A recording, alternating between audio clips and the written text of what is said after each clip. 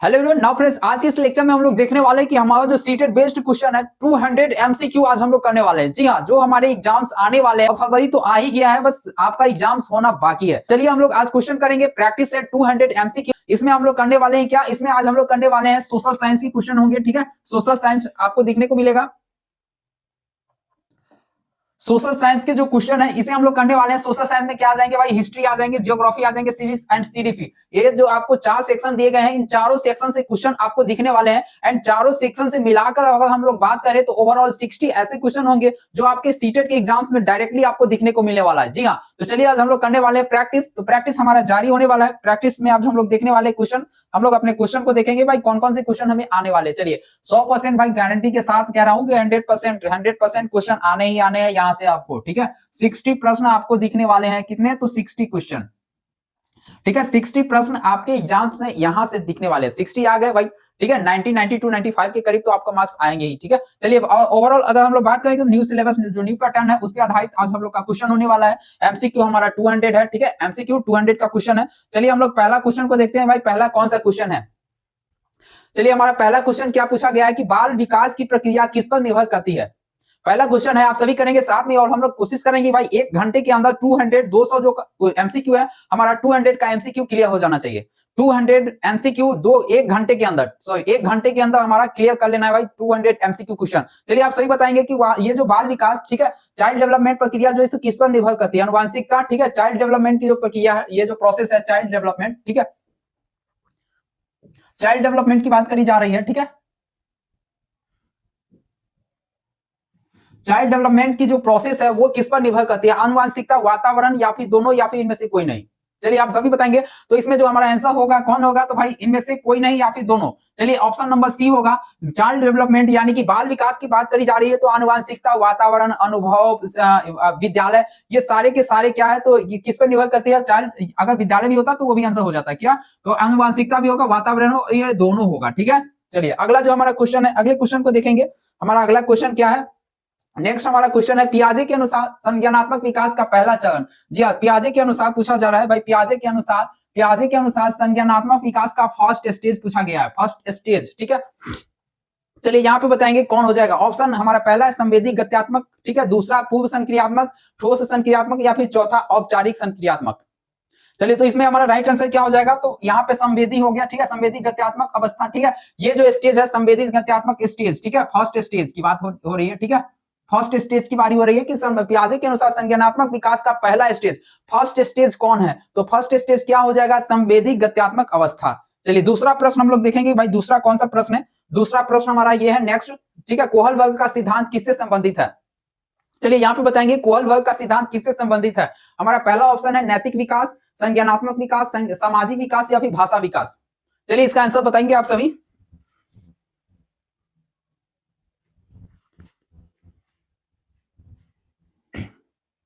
200 question करने हैं भाई सबको, हम सभी को 200 क्वेश्चन करने हैं। 60 मार्क्स अगर आपको चाहिए तो ये 200 एमसीक्यू आपको 1 घंटे के अंदर हम लोग आज कराने जा रहे हैं। ठीक है, इस 1 घंटे के अंदर अगर आप 60 क्वेश्चन आपका ऐसा है जो डायरेक्टली एग्जाम में देखने को मिलेगा। ओवरऑल अगर हम लोग बात करें तो 60 के ऊपर भी कुछ ऐसे क्वेश्चन है जो हम लोग 4 सेक्शन से लिए गया है। ठीक है, चारों सेक्शन का हो सके तो आपका एग्जाम में पूछा जा सकता है। ठीक है, कोहल वर्ग का सिद्धांत यहाँ पे पूछा गया कि भाई कोहल वर्ग का सिद्धांत, सॉरी, कोहल वर्ग के सिद्धांत से यहाँ क्वेश्चन पूछा गया है कि यहाँ पे कोहल वर्ग का सिद्धांत किससे संबंधित है। कोहल वर्ग का सिद्धांत पूछा गया है तो नैतिक विकास हमारा राइट आंसर हो जाएगा। ऑप्शन नंबर ए नैतिक विकास से संबंधित है। कोहल वर्ग का सिद्धांत किससे संबंधित है, तो कोहल वर्ग का सिद्धांत नैतिक विकास से संबंधित है। नेक्स्ट हम लोग अगला प्रश्न देखेंगे, क्योंकि डिटेल करने का तो अभी समय है नहीं, एग्जाम सर के ऊपर चढ़ रखा है। ठीक है, चढ़ चुका है तो डिटेल फुल एक्सप्लेनेशन के साथ हम लोग नेक्स्ट जो अगला वीडियो का नेक्स्ट क्लासेज होंगे उसमें हम लोग करने वाले हैं। ठीक है, चलिए यहाँ पे हमसे पूछा गया है, क्या क्वेश्चन में पूछा गया है, जोन ऑफ प्रॉक्सिमल डेवलपमेंट किसने दिया है। ठीक है, zone of proximal development, ZPD,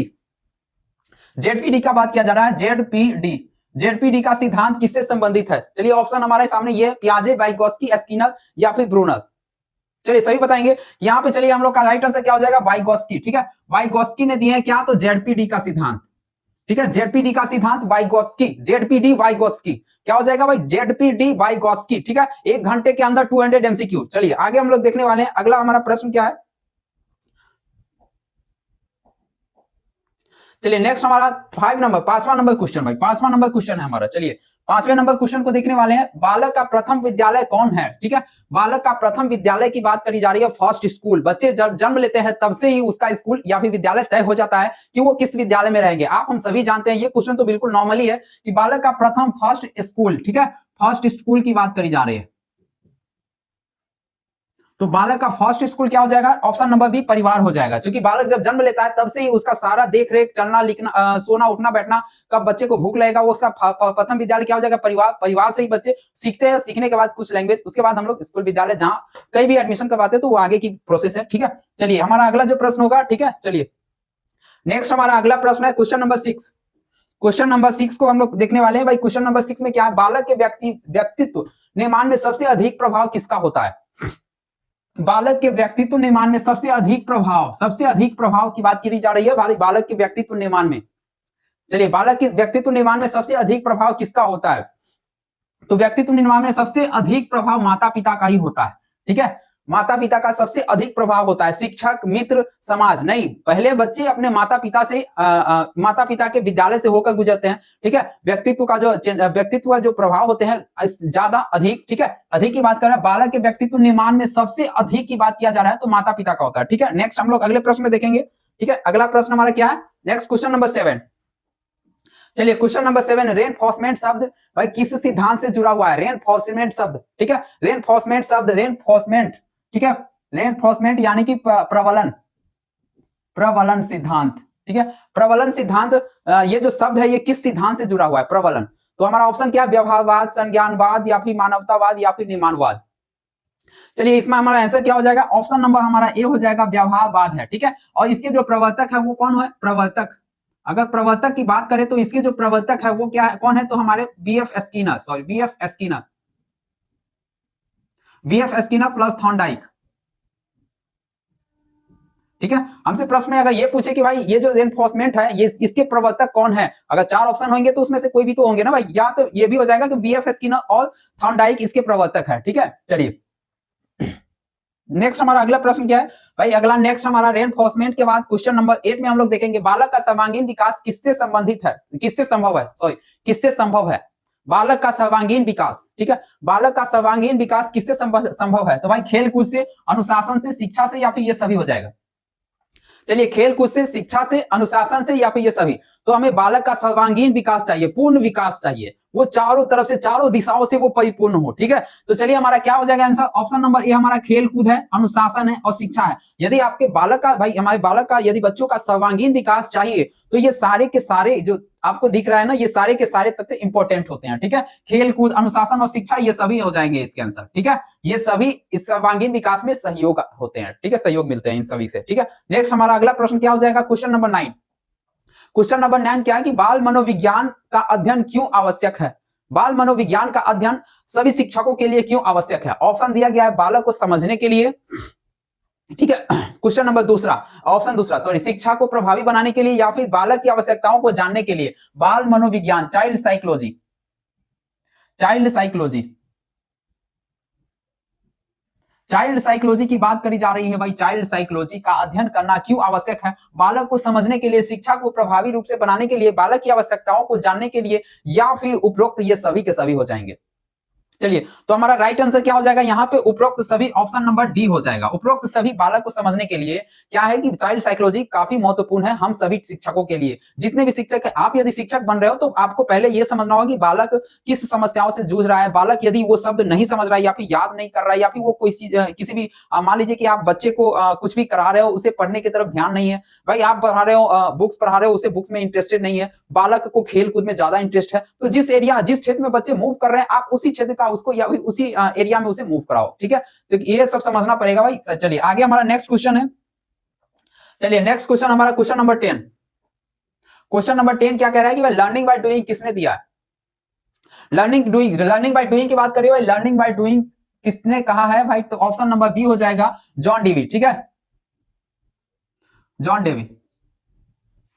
चलिए हमारा ऑप्शन नंबर बी इसका राइट आंसर होगा, जॉन डेवी। इन्होंने बताया कि भाई करके सीखने का सिद्धांत किसने दिया है? तो जॉन डेवी ने। ठीक है, हमारा अगला प्रश्न होने वाला है भाई क्वेश्चन नंबर 11। क्वेश्चन नंबर 11 है बालक की भाषा विकास की शुरुआत कब होती है? बालक की भाषा विकास की शुरुआत, ठीक है, शुरुआत कब से होती है? बालक की भाषा विकास की शुरुआत यहाँ पे ऑप्शन नंबर ए ही होगा, जन्म से होती है। क्योंकि बच्चे जब जन्म लेते हैं तभी से वो बच्चा रोना चालू कर देता है, जन्म लेते समय ही बच्चा रोना चालू कर देता है, और रोना, ठीक है, रोना जब उसने चालू कर दिया तो वहीं से उसका भाषा विकास हो गया। अब यहाँ पे देखो भाई, 1 वर्ष से 2 वर्ष से या फिर 5 वर्ष से, ये सारे जो है सो भाषा को सुधारने का उम्र है, ठीक है। बालक धीरे धीरे धीरे धीरे स्टेजेस बाय स्टेजेस क्या होते हैं, वो अपने भाषा को सुधारने लगते हैं, उसने वो अपने लैंग्वेज को एक सही क्रम में, एक सही दिशा की ओर मूव करने लगते हैं, ठीक है। तो हमारा ऑप्शन क्या हो जाएगा? ऑप्शन नंबर ए जन्म से ही हो जाएगा। बच्चे जन्म से ही क्या है कि वो बच्चे जन्म से ही भाषा का उसके अंदर क्या हो जाता है, भाषा विकास की शुरुआत हो जाती है। चलिए नेक्स्ट हमारा अगला प्रश्न है क्वेश्चन नंबर 12। चलिए क्वेश्चन नंबर 12 क्या कह रहा है? ऑपरेंट कंडीशनिंग का सिद्धांत किसने दिया? ऑपरेंट कंडीशनिंग, ठीक है, ऑपरेंट कंडीशनिंग का सिद्धांत किसने दिया है? स्किनर, पावलोव या फिर यहाँ पे थॉर्नडाइक या फिर वाइगोत्स्की। चलिए आप सभी बताएंगे, स्किनर, पावलोव, थॉर्नडाइक या फिर वाइगोत्स्की। ऑपरेंट कंडीशनिंग का सिद्धांत किसने दिया है? ऑपरेंट कंडीशनिंग का सिद्धांत जो है तो हमारे स्किनर जो महाशय हैं इन्होंने दिया है, और यहीं से क्या है कि व्यवहारवाद का जो सिद्धांत है, ठीक है, वो इससे जुड़ा हुआ है, ठीक है, स्किनर के सिद्धांत से जुड़ा हुआ है। व्यवहारवाद का सिद्धांत किनसे जुड़ा हुआ है? तो भाई स्किनर से जुड़ा हुआ है, व्यवहारवाद, सॉरी, ठीक है। बिहेवियरिज्म जो है यहीं से स्किनर से ही जुड़ा हुआ है, क्योंकि ये जो आप देखें, इससे पहले जो हमने क्वेश्चन करी थी उसमें आपको व्यवहारवाद देखने को मिला होगा, ठीक है। चलिए नेक्स्ट हमारा अगला प्रश्न होगा क्या, देखिए अब हम लोग अगला प्रश्न क्या है? अगला प्रश्न 13, बालक का सामाजिक विकास किससे होता है?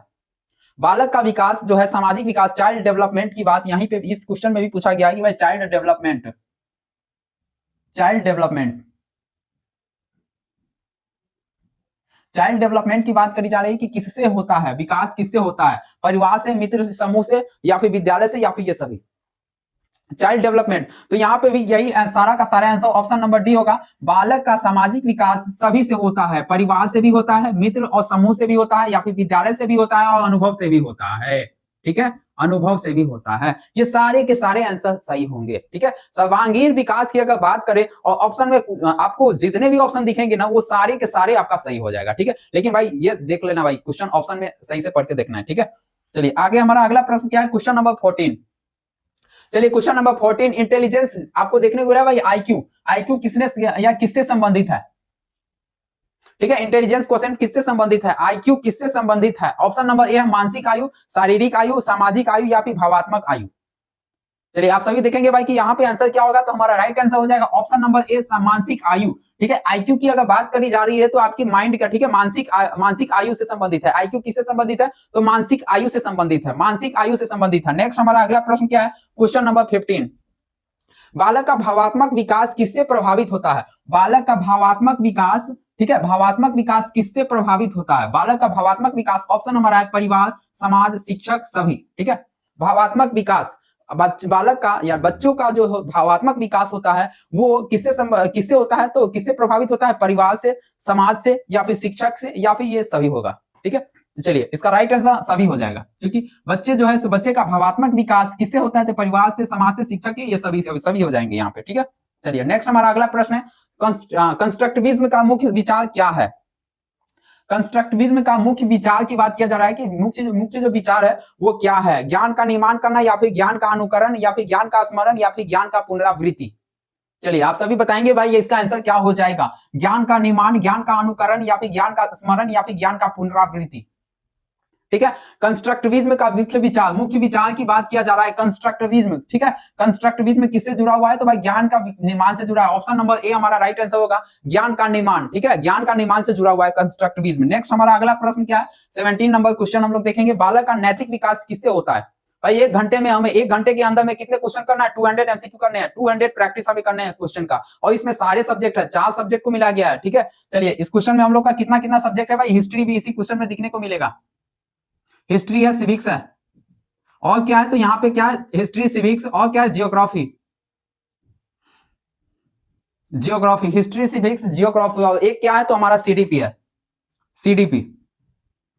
ये 4 सेक्शन से हमें क्वेश्चन देखने को मिलेगा 200 एमसीक्यू में, ये चारों का चारों सेक्शन से क्वेश्चन दिया गया है, ठीक है। बालक का नैतिक विकास किससे होता है? नैतिक विकास की बात किया जा रहा है तो अनुशासन, समाज, परिवार, ये सभी नैतिक विकास, ठीक है। बालक का नैतिक विकास में ये सभी सहयोगात्मक है, ये सभी, इन सभी का सहयोग होता है, ठीक है। तो ये सभी हमारा आंसर हो जाएंगे, ये सारे के सारे सही ही दिया गया है, तो हमारा right answer option number D होगा, नैतिक विकास में ये सभी सहयोग करते हैं। नेक्स्ट हमारा अगला प्रश्न क्या है? 17 के बाद 18 क्वेश्चन, 18 में क्या क्या है, क्लासिकल कंडीशनिंग, ठीक है। क्लासिकल कंडीशनिंग की बात किया जा रहा है, किसने दिया हुआ है, क्लासिकल कंडीशनिंग किसने दिए हैं? ऑप्शन हमारे पास है पावलोव, स्किनर, पियाजे या फिर ब्रूनर।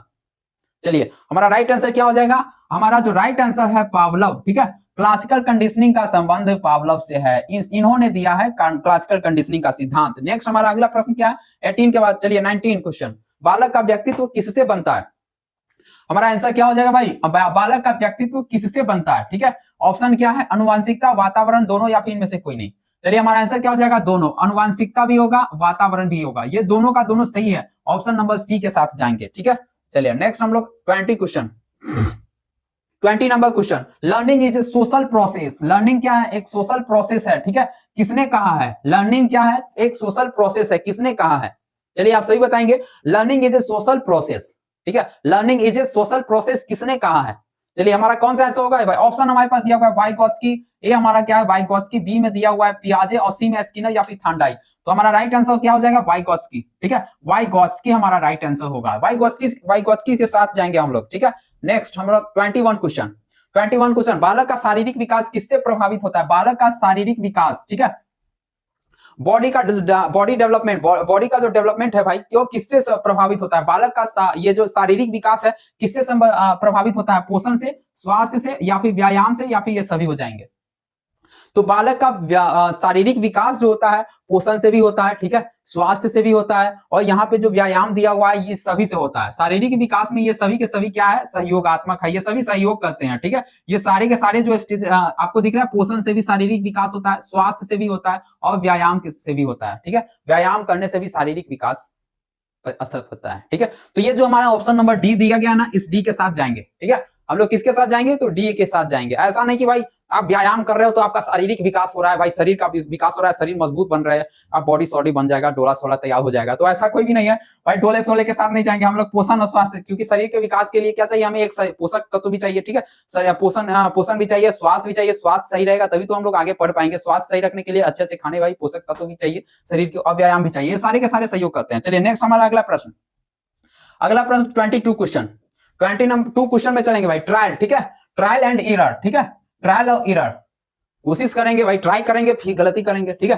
ट्रायल जब तक करेंगे नहीं तब तक गलती कैसे होगा, ठीक है। चलिए हमारा क्या है, ये जो सिद्धांत है ये किसने दिया है भाई, ट्रायल भी करना है भाई, ट्रायल कर रहे हो भाई आप तो गलत तो होंगे नहीं, ऐसा बात नहीं कि आप ट्राई किए एक ही बार में आप पास हो गए, ठीक है। चलिए गलती भी बच्चे करते हैं, ठीक है। सिद्धांत किसने दिया है भाई, ट्रायल एंड एरर का सिद्धांत किसने दिया है? ऑप्शन आपके सामने दिख रहा है, ट्रायल एंड एरर का सिद्धांत किसने दिया है? सीडीपी का ये क्वेश्चन है, ठीक है, मस्ती से इसे करना है भाई। चारों सेक्शन से क्वेश्चन आपको दिखने वाले हैं, हिस्ट्री, सिविक्स, जियोग्राफी और सीडीपी, हिस्ट्री, सिविक्स, जियोग्राफी और सीडीपी, 4 सेक्शन से क्वेश्चन करेंगे 200।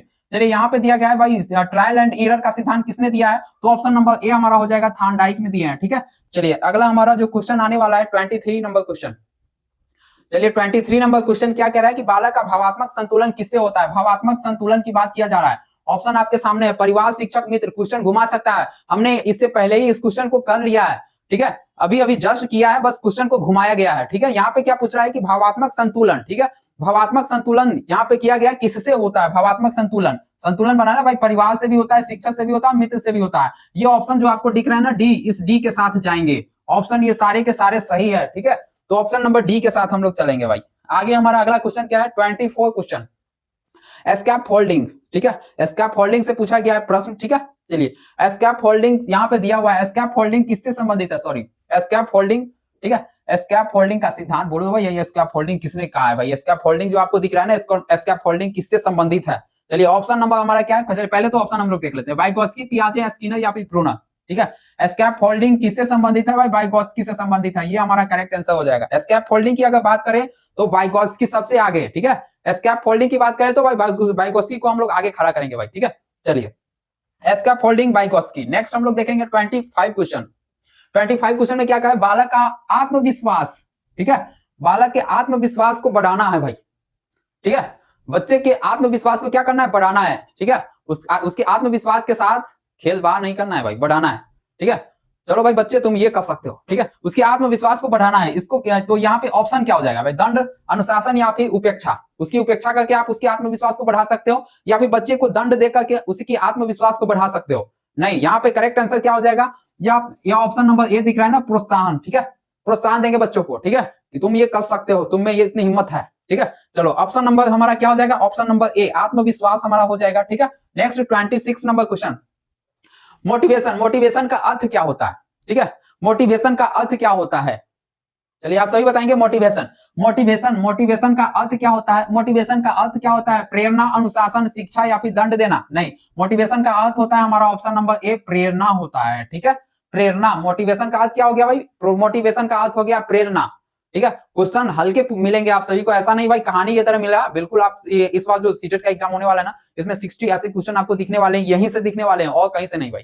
मैं 60 क्वेश्चन का दावा करता हूं, इससे आगे जो भी क्वेश्चन होंगे भाई प्रॉपर्ली आप लोग देख लेंगे, कहीं हो सके इससे आगे भी आपको मिल जाएगा, ठीक है। चलिए यहाँ पे हम प्रेरणा इसका करेक्ट आंसर होगा। नेक्स्ट हमारा अगला प्रश्न क्या है, 26 के बाद 27 नंबर क्वेश्चन, बालक का सामाजिक व्यवहार किससे सीखा जाता है, सामाजिक व्यवहार किससे सीखा जाता है, ठीक है, सामाजिक व्यवहार किससे होता है, बस क्वेश्चन घूम रहे हैं, ठीक है।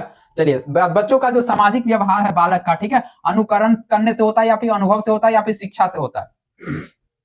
बच्चे का सामाजिक क्या है यहाँ पे, बच्चे का सामाजिक व्यवहार किससे होता है, सामाजिक व्यवहार की बात किया जा रहा है भाई, किससे सीखा जाता है, या फिर व्यवहार या फिर बच्चे जो है, बच्चे का सामाजिक व्यवहार किससे सीखा जाता है। ऑप्शन हमारे पास 4 दिए गए हैं, हम लोग इस चारों, ये जो 3 आंसर दिए गए ना, 3 ऑप्शन, इस तीनों ऑप्शन को हम लोग सही करेंगे, अनुकरण करके या अनुभव से या फिर शिक्षा से, ठीक है। तो हमारा right answer option number D, हम लोग डी के साथ चलेंगे भाई, ठीक है, डी हमारा करेक्ट आंसर हो जाएगा। अनुकरण, अनुभव और शिक्षा, ये सारे के सारे आंसर सही है, सारे के सारे दिया गया सही, ठीक है, ऑप्शन नंबर डी हमारा हो जाएगा। नेक्स्ट हम लोग अगले प्रश्न को देखते हैं, ठीक है, 27 के बाद 28 नंबर क्वेश्चन, चाइल्ड सेंटर्ड, ठीक है, चाइल्ड सेंटर्ड एजुकेशन का अर्थ क्या होता है भाई, चाइल्ड सेंटर्ड एजुकेशन का अर्थ बताना है, यहाँ पे अर्थ पूछा गया है, चाइल्ड सेंटर्ड एजुकेशन का अर्थ क्या है। ऑप्शन, शिक्षक केंद्रित, बालक केंद्रित, विषय केंद्रित या फिर परीक्षा केंद्रित। चलिए चाइल्ड सेंटर्ड का मतलब हो गया भाई, चाइल्ड सेंटर्ड का अर्थ हो गया बालक केंद्रित, बालक केंद्रित, ठीक है, केंद्रित, सेंटर्ड को ही कहते हैं केंद्रित, ठीक है, केंद्रित। चलिए जो भी हो इस तरह से भी लिखो या फिर इस तरह से, चाइल्ड मतलब बालक, ठीक है, तो इसका क्या हो जाएगा, इसका अर्थ बालक केंद्रित, ठीक है। चलिए नेक्स्ट हम लोग अगले प्रश्न में चलते हैं।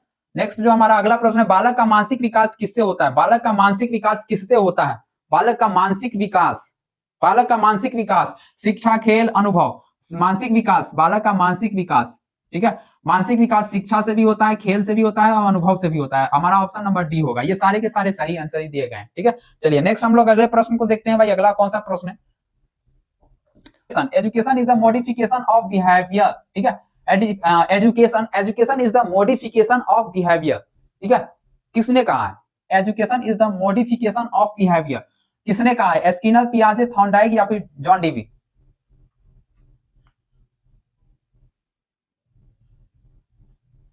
चलिए बताइए इसमें आंसर क्या हो जाएगा, education is the modification of behaviour, ये जो है थॉर्नडाइक हमारे जो महाशय हैं इन्होंने कहा है, ठीक है, किसने कहा है, education is the modification of behaviour, Thorndike, option number C के साथ जाना है, ठीक। ज्योग्राफी में हम लोग देखते हैं 31 नंबर क्वेश्चन में क्या देखने को मिल रहा है, पृथ्वी का सबसे बड़ा महासागर कौन सा है, ठीक है, यहाँ पे पूछा गया पृथ्वी का सबसे बड़ा महासागर, बिग, ठीक है, अटलांटिक महासागर, हिंद महासागर, प्रशांत महासागर या फिर आर्कटिक महासागर।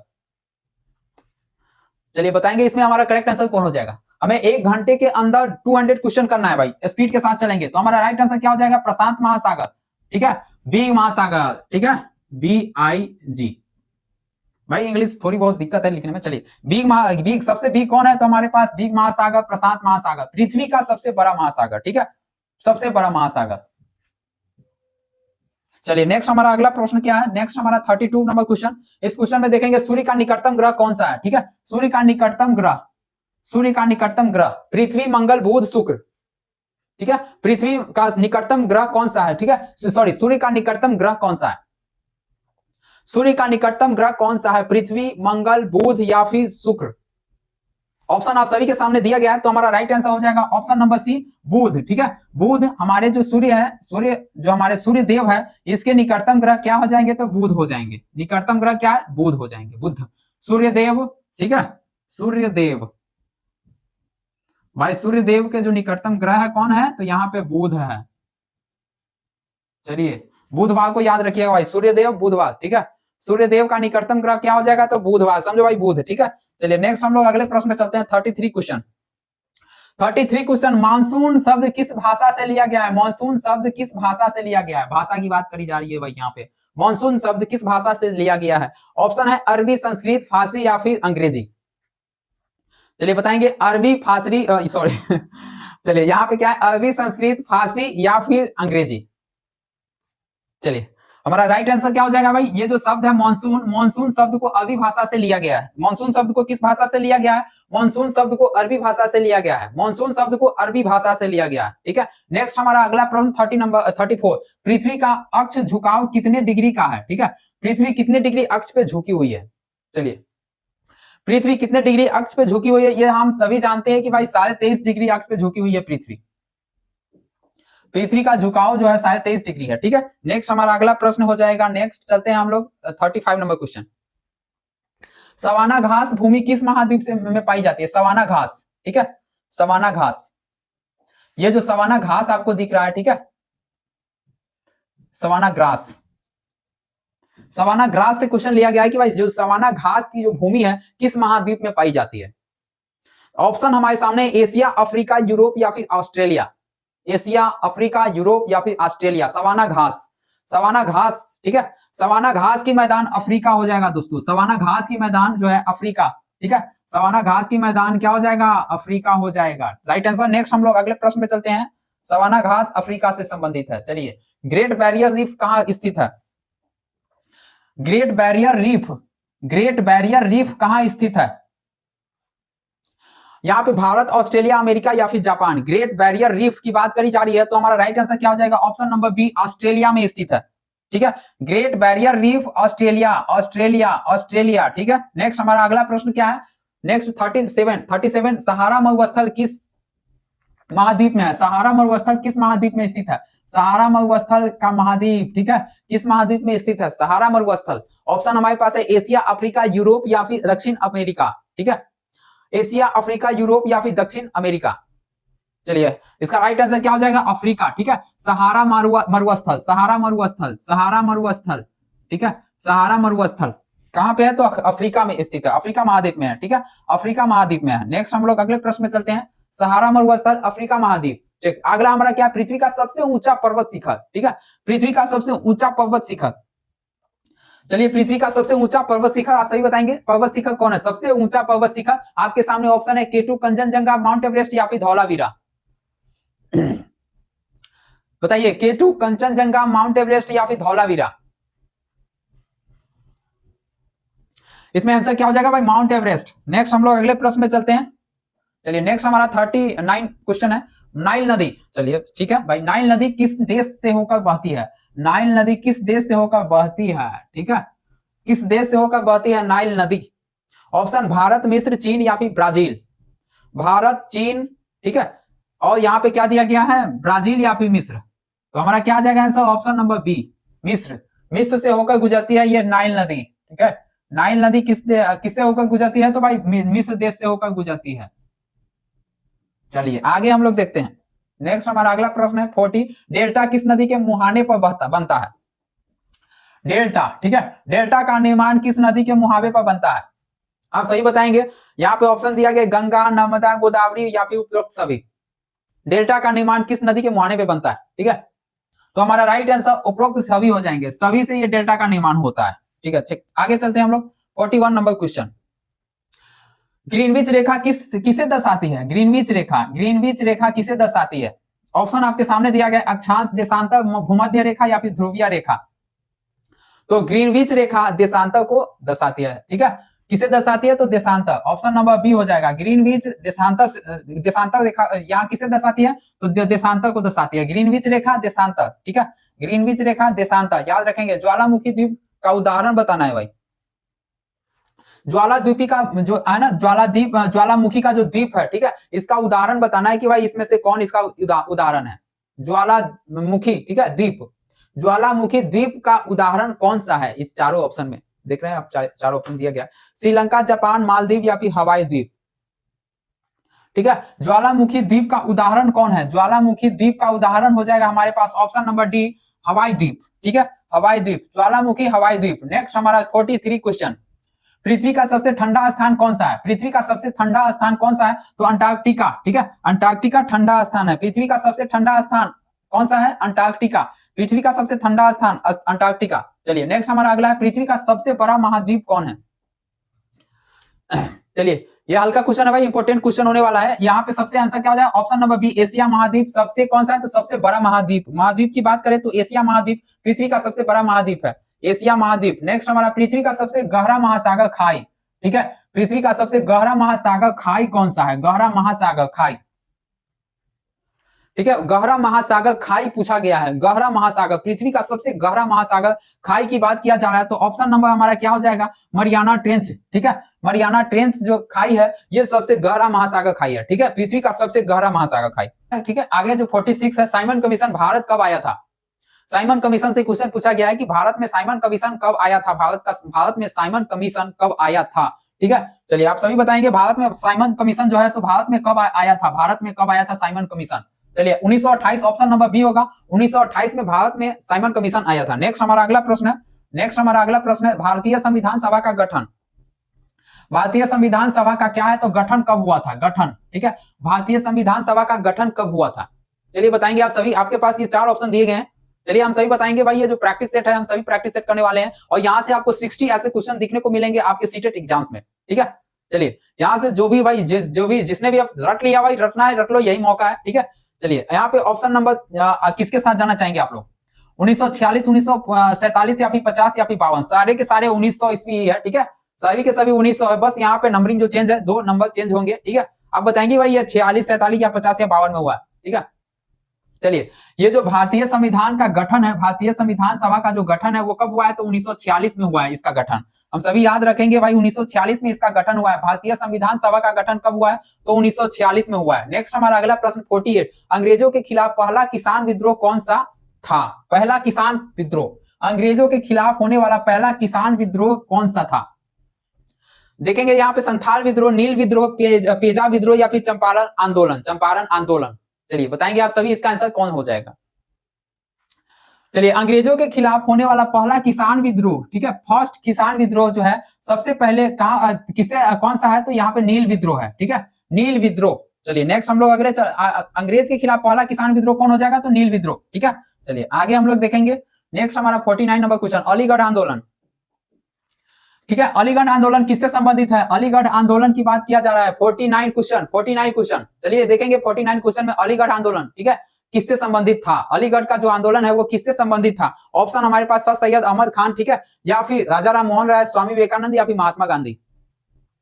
ऑप्शन हमारे पास दिया गया है सर सैयद अहमद खान, ठीक है, सर सैयद अहमद खान, बी राजा राम मोहन राय, सी स्वामी विवेकानंद या फिर डी महात्मा गांधी। तो हमारा राइट आंसर क्या हो जाएगा? Option number A, sir Syed Ahmad Khan. ठीक है, अलीगढ़ आंदोलन किससे संबंधित था? तो सर सैयद अहमद खान से संबंधित था। ठीक है, नेक्स्ट हम लोग अगले प्रश्न में चलेंगे। भारतीय राष्ट्रीय कांग्रेस के प्रथम अध्यक्ष कौन थे? ठीक है, भारतीय राष्ट्रीय कांग्रेस के प्रथम अध्यक्ष की यहाँ पे पूछा जा रहा है कि कौन थे? भारतीय राष्ट्रीय कांग्रेस के प्रथम अध्यक्ष कौन थे? ठीक है, चलिए यहाँ पे ऑप्शन हमारे पास दिया गया है, ए ह्यूम, डब्ल्यू.सी. बनर्जी या फिर दादा भाई नौरोजी या फिर डी बाल गंगाधर तिलक। ठीक है, तो हमारा क्या हो जाएगा answer? Option number B, WC. Banerjee. ठीक है, डब्ल्यू.सी. बनर्जी हमारा करेक्ट आंसर हो जाएगा, डब्ल्यू.सी. बनर्जी। नेक्स्ट हम लोग अगले प्रश्न में चलते हैं। अगले 41 यहाँ से कितने क्वेश्चन भाई? 40 नंबरिंग गलत है भाई, चलिए नंबरिंग गलत है यहाँ से। चलिए 51 क्वेश्चन हमारा यहाँ से स्टार्ट होता है भाई। दादा भाई नौरोजी किस सिद्धांत के लिए प्रसिद्ध है? दादा भाई नौरोजी से ये क्वेश्चन पूछा गया है कि भाई ये दादा भाई नौरोजी किस सिद्धांत के लिए प्रसिद्ध है? तो ऑप्शन नंबर ए हमारा करेक्ट आंसर हो जाएगा, ड्रेन ऑफ वेल्थ। ठीक है, ड्रेन ऑफ वेल्थ सिद्धांत के लिए प्रसिद्ध है। दादा भाई नौरोजी ड्रेन ऑफ वेल्थ के लिए प्रसिद्ध है। ठीक है, नेक्स्ट हम लोग चलते हैं आगे भाई। 52 क्वेश्चन, गदर पार्टी, ठीक है, गदर पार्टी की स्थापना कहां हुई थी? चलिए आप सही बताएंगे, गदर जो मूवी है ना, ठीक है, गदर मूवी को याद रखेंगे भाई। गदर मूवी, गदर पार्टी की स्थापना कब हुई थी भाई? अमेरिका में हुई थी। सबसे पहले गदर पार्टी की स्थापना कहां हुई थी भाई? गदर पार्टी अमेरिका, गदर पार्टी अमेरिका। चलो भाई आगे 53, लाला लाजपत राय किस आंदोलन में घायल हुए थे? घायल होने की बात किया जा रहा है। लाला लाजपत राय किस आंदोलन में घायल हुए थे? ठीक है, किस आंदोलन में घायल हुए थे? यहाँ मृत्यु की बात नहीं पूछा गया है भाई। ठीक है, किस आंदोलन में मृत्यु हुआ ये क्वेश्चन नहीं यहाँ पे। ठीक है, क्वेश्चन समझ लेंगे, यहाँ पे सिर्फ घायल हुए थे लाला लाजपत राय। तो ऑप्शन हमारे पास यहाँ पे असहयोग आंदोलन, साइमन कमीशन का विद्रोह करने में, या फिर स्वदेशी आंदोलन में, या फिर भारत छोड़ो आंदोलन में। लाला लाजपत राय, ठीक है, किस आंदोलन में घायल हुए थे? तो ऑप्शन नंबर क्या हो जाएगा हमारा? साइमन कमीशन के विरोध करने में लाला लाजपत राय क्या हो गए थे? थोड़े बहुत लाठी लेके चलते थे पहले के समय में, तो क्या हो गए थे? सिर्फ घायल हो गए थे, तो 4 स्टिक लग गया होगा। ठीक है, और कुछ नहीं, सिर्फ घायल हुए थे। चलिए 54 क्वेश्चन, भारतीय राष्ट्रीय कांग्रेस का प्रथम अधिवेशन कहां हुआ था? भारतीय राष्ट्रीय अधिवेशन का प्रथम, भारतीय राष्ट्रीय कांग्रेस का प्रथम, भारतीय राष्ट्रीय कांग्रेस, ठीक है, का प्रथम अधिवेशन कहां हुआ था? ऑप्शन हमारे पास है मुंबई, दिल्ली, कोलकाता या फिर लखनऊ। मुंबई, दिल्ली, कोलकाता या फिर लखनऊ। भारतीय राष्ट्रीय कांग्रेस का प्रथम अधिवेशन मुंबई में हुआ था, ठीक है। करेक्ट आंसर हमारा क्या हो जाएगा? ऑप्शन नंबर ए, मुंबई। भारतीय राष्ट्रीय कांग्रेस का प्रथम अधिवेशन मुंबई में हुआ था, ठीक है। नेक्स्ट 55 क्वेश्चन, 55 क्वेश्चन को देखेंगे। गांधी इरविन समझौता कब हुआ था? गांधी इरविन समझौता कब हुआ था? ऑप्शन हमारे पास दिया गया है 1927, 1931, 1942 या फिर 1947। गांधी इरविन समझौता, ठीक है, गांधी इरविन समझौता 1931 में हुआ था, 1931 में हुआ था। गांधी इरविन समझौता 1931, याद रखेंगे, गांधी इरविन समझौता 1931, ठीक है। रानी लक्ष्मीबाई किस राज्य से जुड़ी हुई थी? ये जो हमारे पास 4 राज्य दिए होंगे ना, झांसी, ग्वालियर, कानपुर या फिर दिल्ली, किस राज्य से जुड़ी हुई थी? गांधी, ये क्या है तो झांसी, सॉरी, रानी लक्ष्मीबाई, ठीक है। चलिए, रानी लक्ष्मीबाई किस राज्य से जुड़ी हुई थी? रानी लक्ष्मीबाई हमारी जो थी वो झांसी से जुड़ी हुई थी, हम सभी जानते हैं, ठीक है। आप सभी सीरियल तो देखे होंगे ना, याद होगा। चलिए आगे 1857 की बात हो रही है। चलो भाई 1857 में अब हम लोग चलते हैं, ठीक है। 1857 के जो विद्रोह हुए थे उस पे हम लोग से क्वेश्चन पूछा गया है कि भाई 1857 के जो विद्रोह का नेतृत्व कानपुर में किसने किया था? ठीक है, विद्रोह का जो नेतृत्व है 1857 का जो विद्रोह हुआ था उसका नेतृत्व कानपुर में किसने किया था? 1857, ठीक है, 1857 का जो विद्रोह है, ठीक है, उसका नेतृत्व कानपुर में किसने किया था? ऑप्शन हमारे पास है तात्या तोपे, नाना साहेब, रानी लक्ष्मीबाई या फिर कुंवर सिंह। हमारा आंसर ऑप्शन नंबर बी होगा, नाना साहेब, ठीक है। कानपुर में क्या थे तो किसने किया था नेतृत्व? नाना साहेब ने किया था। 1857 के विद्रोह का नेतृत्व नाना साहेब ने कानपुर में किया था, ठीक है। नेक्स्ट हमारा अगला प्रश्न है, ठीक है, 1857 के विद्रोह का नेतृत्व बिहार में किसने किया था? इस प्रश्न में चेंजेस है भाई, देख लो यहाँ पे 1857 के विद्रोह का नेतृत्व कानपुर में किसने किया था? और इस क्वेश्चन में क्या पूछ रहा है? इसमें कानपुर में, तो यहाँ क्या है? बिहार में, ठीक है। इस क्वेश्चन में पूछा गया है कानपुर, ठीक है। यहाँ पे आप देख सकते हो क्वेश्चन में क्या चेंजेस है। 1857 की बात कही जा रही है, 1857 के विद्रोह का नेतृत्व कानपुर की यहाँ पे बात किया जा रहा है, ठीक है। 57 में, चलिए 58 क्वेश्चन में क्या पूछा गया? 1857 के विद्रोह का नेतृत्व बिहार में किसने किया था? ठीक है, बिहार की बात किया जा रहा है। तो 1857 का जो विद्रोह था, ठीक है, इसका नेतृत्व बिहार में किसने किया था? तो बिहार में हमारे जो कुंवर सिंह है, ठीक, option number D, Kunwar Singh ने किया था भाई बिहार में। 1857 के विद्रोह का नेतृत्व बिहार में कुंवर सिंह ने किया था, ठीक है, बिहार में कुंवर सिंह ने किया था। और इसमें यहाँ पे कानपुर की बात किया जा रहा है, तो कानपुर में किसने किया था? कानपुर में 1857 का जो विद्रोह था वो किसने किया था भाई? तो नाना साहेब ने किए थे, ठीक है। कानपुर में नाना साहेब, बिहार में कौन? कुंवर सिंह। चलिए आगे देखते हैं हम लोग नेक्स्ट क्वेश्चन। 58 तो हमने कर लिया भाई। चलिए अगला प्रश्न 59 क्वेश्चन, भारतीय संविधान, सॉरी यहाँ क्या क्वेश्चन है? भारतीय संविधान कब लागू हुआ? भारतीय संविधान लागू कब हुआ है, ठीक है। ऑप्शन हमारे सामने दिया गया 15 अगस्त 1947, 26 जनवरी 1950 या फिर 2 अक्टूबर 1949 या फिर 3 जनवरी 1950 को, ठीक है। चलिए हमारा जो आंसर होगा ऑप्शन नंबर बी होगा, 26 जनवरी 1950 को हुआ था, ठीक है। 26 जनवरी 1950 को भारतीय संविधान लागू हुआ था। नेक्स्ट हम लोग अगले प्रश्न में चलते हैं। भारतीय राष्ट्रीय कांग्रेस का लाहौर अधिवेशन कब हुआ था? भारतीय राष्ट्रीय कांग्रेस का लाहौर अधिवेशन से क्वेश्चन पूछा गया है। भारतीय राष्ट्रीय कांग्रेस का, ठीक है, भारतीय राष्ट्रीय कांग्रेस का लाहौर अधिवेशन कब हुआ था? लाहौर अधिवेशन, चलिए आप सही बताएंगे भाई, भारतीय राष्ट्रीय कांग्रेस का लाहौर अधिवेशन कब हुआ था? लाहौर अधिवेशन से क्वेश्चन पूछा गया है, लाहौर अधिवेशन कब हुआ था? भारतीय राष्ट्रीय कांग्रेस का लाहौर अधिवेशन, ये जो प्रैक्टिस सेट है ये 6 to 8 और 1 to 5 दोनों के लिए मोस्ट और VVI होने वाला है भाई। 1 to 5 के लिए तो भाई 100% होने ही होने हैं, ठीक है। चलिए यहाँ पे चलते हैं क्वेश्चन में 1920, ठीक है, 1929 को हुआ था भाई, यहाँ ऑप्शन नंबर बी है, ठीक है। भारतीय राष्ट्रीय कांग्रेस का लाहौर अधिवेशन 1929 को हुआ था, ठीक है, लाहौर अधिवेशन 1929 को हुआ था, याद रखेंगे सभी। भारतीय राष्ट्रीय कांग्रेस का लाहौर अधिवेशन 1929 से जुड़ा हुआ है, ठीक है। नेक्स्ट हम क्वेश्चन में क्या भाई, पूर्ण स्वराज का प्रस्ताव कब पारित हुआ था? प्रस्ताव कब पारित हुआ था? पूर्ण स्वराज का प्रस्ताव कब पारित हुआ था? ऑप्शन 1927, 29, 31 या फिर 42। सभी तो 1900 में ही हुआ था, लेकिन 1900 में कब? 27, 29, 31 या फिर 42 में, ठीक है। चलिए हमारा ऑप्शन क्या हो जाएगा? ऑप्शन नंबर बी, 1929 को ही हुआ था, ठीक है। चलिए नेक्स्ट हमारा अगला प्रश्न भारतीय संविधान सभा से पूछा गया है भाई। भारतीय संविधान सभा का अध्यक्ष कौन थे? भारतीय संविधान सभा के अध्यक्ष, ठीक है, अध्यक्ष की बात पूछा जाए तो ऑप्शन हमारे पास जवाहरलाल नेहरू, बी डॉक्टर राजेंद्र प्रसाद, सी सरदार पटेल या फिर बी आर अंबेडकर। चलिए आप सही बताएंगे कि इसका आंसर क्या होगा। देखते हैं भाई 200 में से किसको कितना मार्क्स आता है, कितने रट लिया है इसे। ठीक है, चलिए ऑप्शन नंबर हमारा क्या हो जाएगा, बी हो जाएगा। डॉक्टर राजेंद्र प्रसाद भारतीय संविधान सभा के अध्यक्ष थे। डॉक्टर राजेंद्र प्रसाद भारतीय संविधान सभा के अध्यक्ष थे। नेक्स्ट हमारा अगला प्रश्न है चलिए 63 भारतीय संविधान के निर्माण में भूमिका, ठीक है, प्रमुख भूमिका की बात किया जा रहा है भारतीय संविधान निर्माण में। ठीक है, भारतीय संविधान के निर्माण में प्रमुख भूमिका किसकी थी, भूमिका। ठीक है, भारतीय संविधान जो बना है दोस्तों, भारतीय संविधान के जो निर्माण में सबसे महत्वपूर्ण भूमिका हम सभी जानते हैं, ये तो भूलने की बात है नहीं। ठीक है, Bhimrao Ambedkar, option number B doctor Bhimrao Ambedkar की सबसे बड़ी भूमिका है। ठीक है, निर्माण में, संविधान निर्माण में। नेक्स्ट हमारा 64 नंबर क्वेश्चन है, यहाँ पे पूछा गया असहयोग आंदोलन कब शुरू हुआ था। असहयोग आंदोलन, ठीक है, असहयोग आंदोलन कब शुरू हुआ था, 1900 में, 19 में, 20 में, 30 में या फिर 42 में। चलिए हुआ था 1900 में ही। ठीक है, सबको याद रखना है कि भाई हुआ था 1900 में, लेकिन कब, 1919 में या फिर 1920 में या फिर 1930 में या फिर 1942 में, ये सारे के सारे 1900 ही है। ठीक है, चलिए ऐसा हमारा क्या हो जाएगा, ऑप्शन नंबर बी 1920 के साथ जाएंगे। 1920 में असहयोग आंदोलन शुरू हुआ था। कब शुरू हुआ था, तो 1920 में शुरू हुआ था स्टार्ट। ठीक है, स्टार्ट कब हुआ, तो 1919 में। चलिए नेक्स्ट हमारा अगला प्रश्न क्या है, अगला प्रश्न 65 क्वेश्चन, चंपारण आंदोलन किससे संबंधित है। चंपारण आंदोलन, चंपारण आंदोलन किससे संबंधित है भाई, कर विरोध से या फिर शिक्षा सुधार से या फिर महिला अधिकार से। चंपारण आंदोलन, तो हमारा आंसर क्या हो जाएगा भाई, नील की खेती से। ठीक है, चंपारण आंदोलन किससे संबंधित है, तो नील की खेती से। हमारा राइट आंसर क्या हो जाएगा, नील की खेती से चंपारण आंदोलन संबंधित है। चंपारण आंदोलन नील की खेती से संबंधित है। भारतीय राष्ट्रीय कांग्रेस का प्रथम मुस्लिम अध्यक्ष कौन था।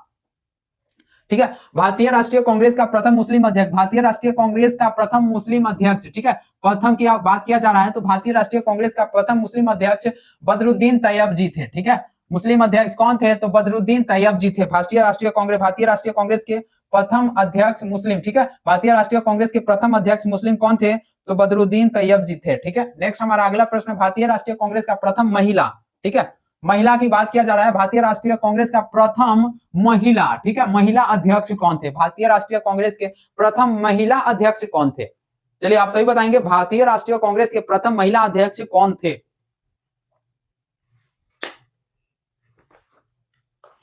चलिए बताएंगे, इसका राइट आंसर क्या हो जाएगा भाई, एनी बेसेंट। महिला अध्यक्ष की बात किया जा रहा है। ठीक है, फीमेल अध्यक्ष कौन थे भाई, फीमेल अध्यक्ष की बात किया जा रहा है, तो फीमेल अध्यक्ष कौन थे, तो भाई फीमेल अध्यक्ष की बात करी जा रही है, तो हो जाएगा क्या, तो एनी बेसेंट। नेक्स्ट हम लोग अगले प्रश्न में चलते हैं।